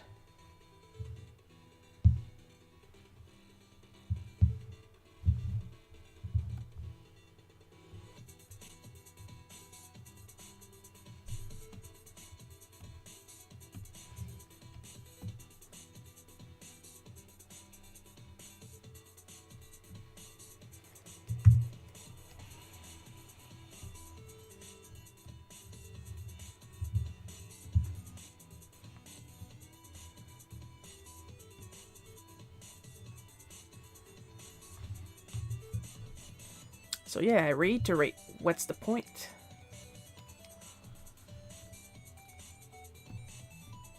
Like, I was already unpleased with the Pixel Remaster version of Final Fantasy IV because they decided to completely take out the developer's room, like this was the SNES version of Final Fantasy IV/2. Because they say, oh, it's very sad and negative, so we took it out because that's not how it is anymore. And I'm thinking it's totally still how it is. Because a lot of the characters were complaining, because the characters in the developer's room were the actual developers of the 1991 version of the game. And they had kept like, they took it out of the SNES version, it's in the Famicom version. And they took a lot of shit out because Final Fantasy IV, which is our Final Fantasy II originally, was ported as Easy Type.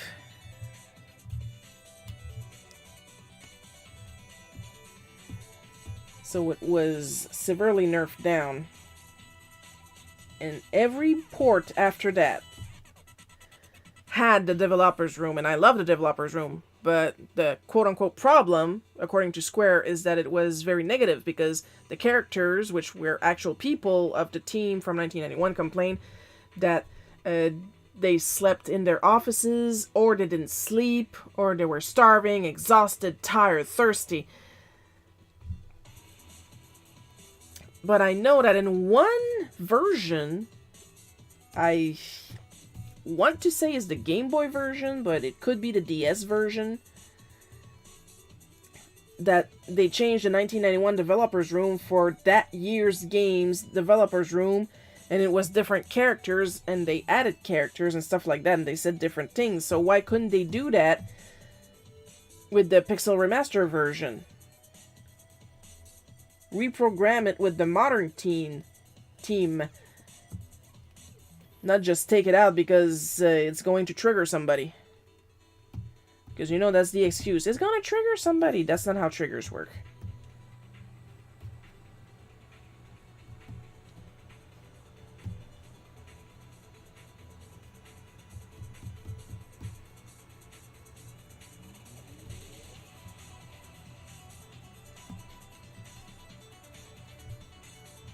And I'm just like, where is the fun? It was fun finding the developer's room. If you're not going to give us a developer's room, give us another secret. You're taking stuff out.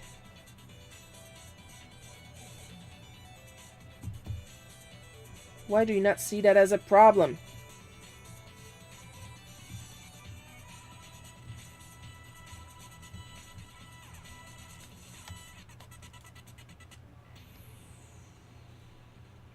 Like, they remastered Chrono Cross. I don't know if Chrono Cross has a developer's room because I never beat it. Yes, I own it. I don't like it. But if they remake Chrono Trigger, are they going to take out the developer's room ending too? Because employees are not allowed to complain? That's not dystopian.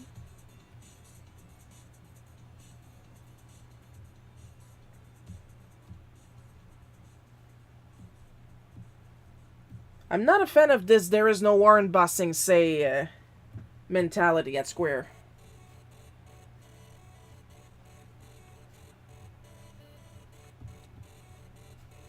Open communications, be honest.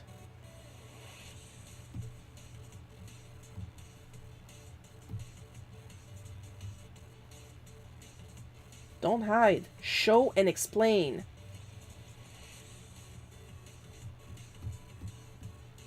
Like that series of Looney Tunes cartoons did. Explain, instead of not showing the questionable cartoons, they had explanation before the cartoons that yes, these cartoons are propaganda, yes, these cartoons are racist. We apologize, we are no longer like that. We are showing them to you for history's sake, you know.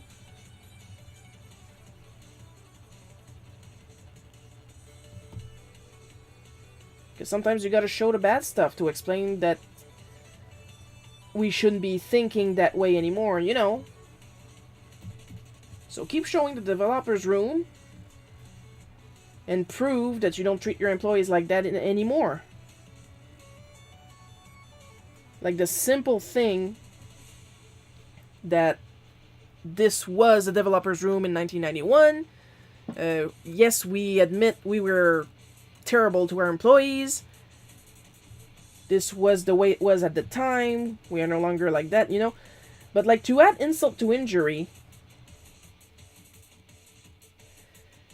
like in Final Fantasy 2, quote unquote, Final Fantasy 2 North America, Final Fantasy 4, they simply took it out.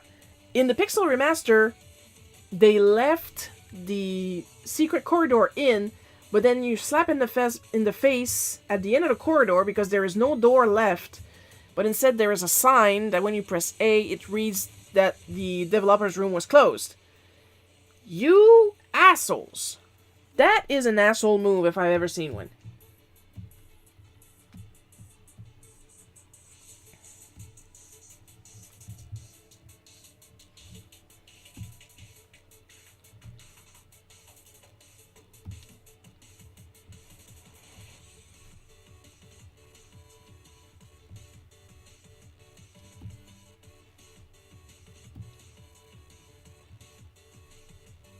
I'm sorry, but it is.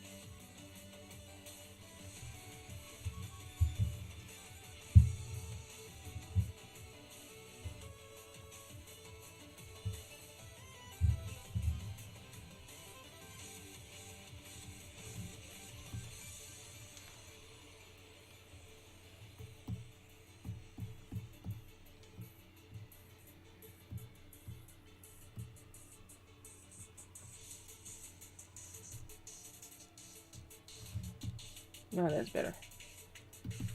He's darker than me, but he's... I know I drew this character before, but I couldn't find the name of the comic where I put him in, so... We're taking a wild stab.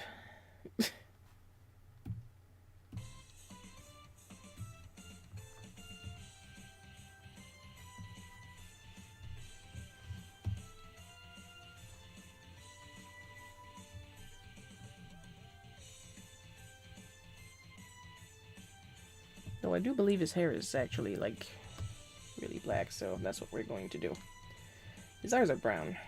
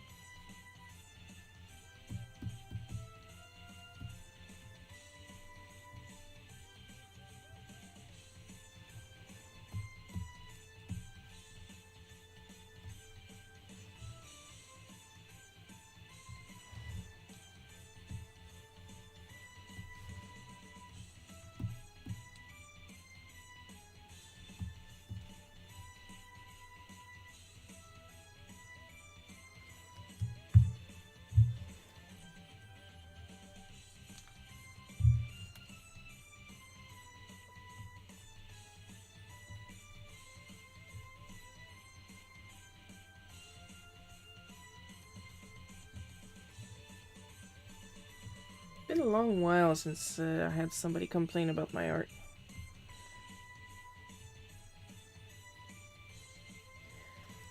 I almost missed that, if only because now I'm just attacked with spam.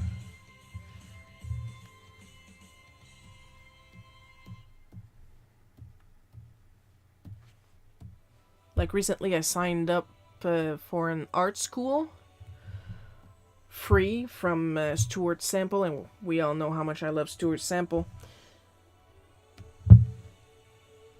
And from what I'm seeing, it's mostly like to get the right attitude and stuff like that.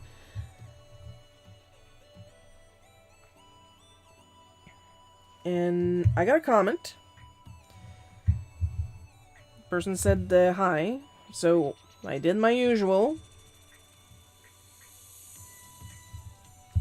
I went, hello, how can I help you? I said, I just want to connect, and how's your business going? Oh, wow, you just lost me there.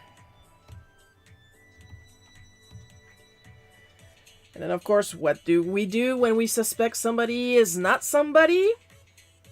We go to their account.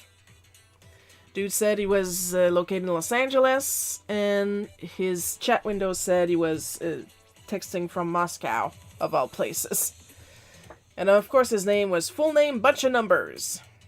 And you know what we do with people with full names and bunch of numbers? Usually we see them on Twitter, but they're also very much prevalent on the Vine art. We call them out and we block them right away. But Shiro, what if it was a real person? Well, they should know better then.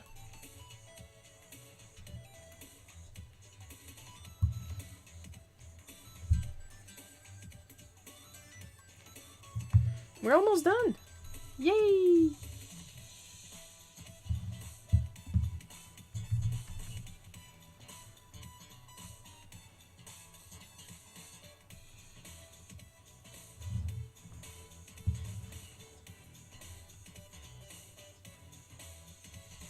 You guys' favorite part when I'm almost done.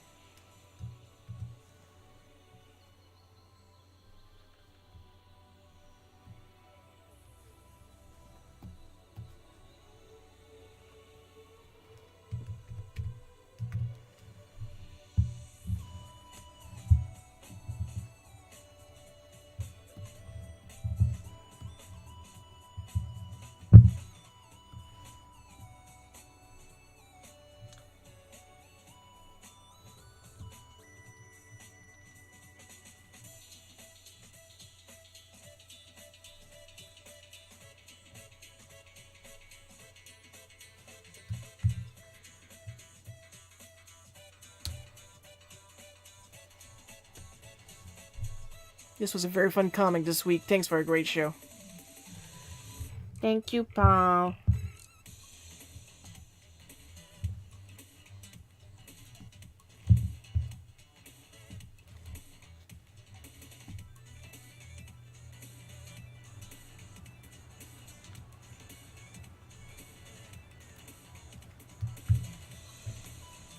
I'm always glad when you enjoy my work, Paul.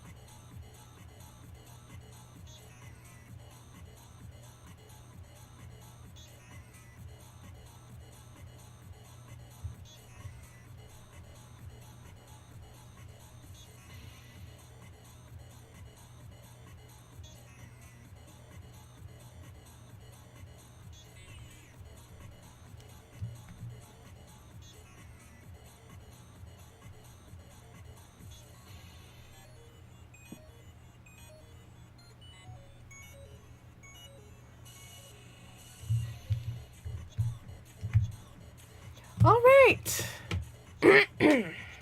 Oh my god, the sound coming out of my knuckles, you guys. Let's do the usual Looky, looky.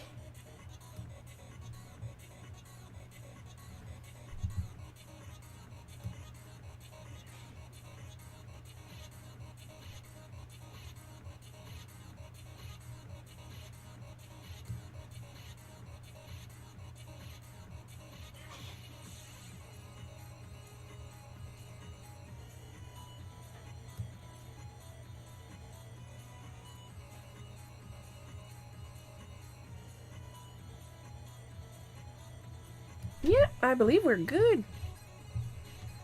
We are good for today.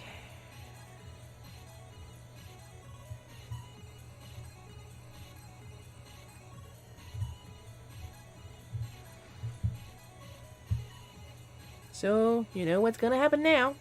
Take a good look at this beautiful face because now it's gone. And as usual, as with every end of stream, extra special caramel drizzled chocolate sprinkled thanks to our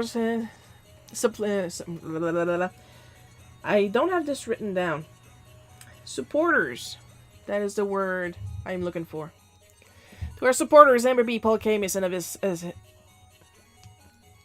Sire Utter Sire Utter Red, I think. That's how it's pronounced. And Carl Bloke, your continued support is immensely appreciated.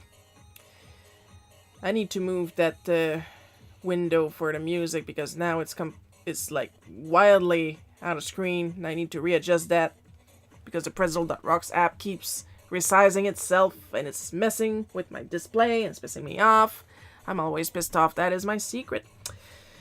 So, next live stream, of course, next Sunday at 1 p.m. Eastern Time. That's my time, not your time. Maybe your time. I don't know you. I don't know your life. Hope you guys had fun watching me draw this. A lot of fun drawing this. I'll see you guys next week. I love you all, and bye-bye.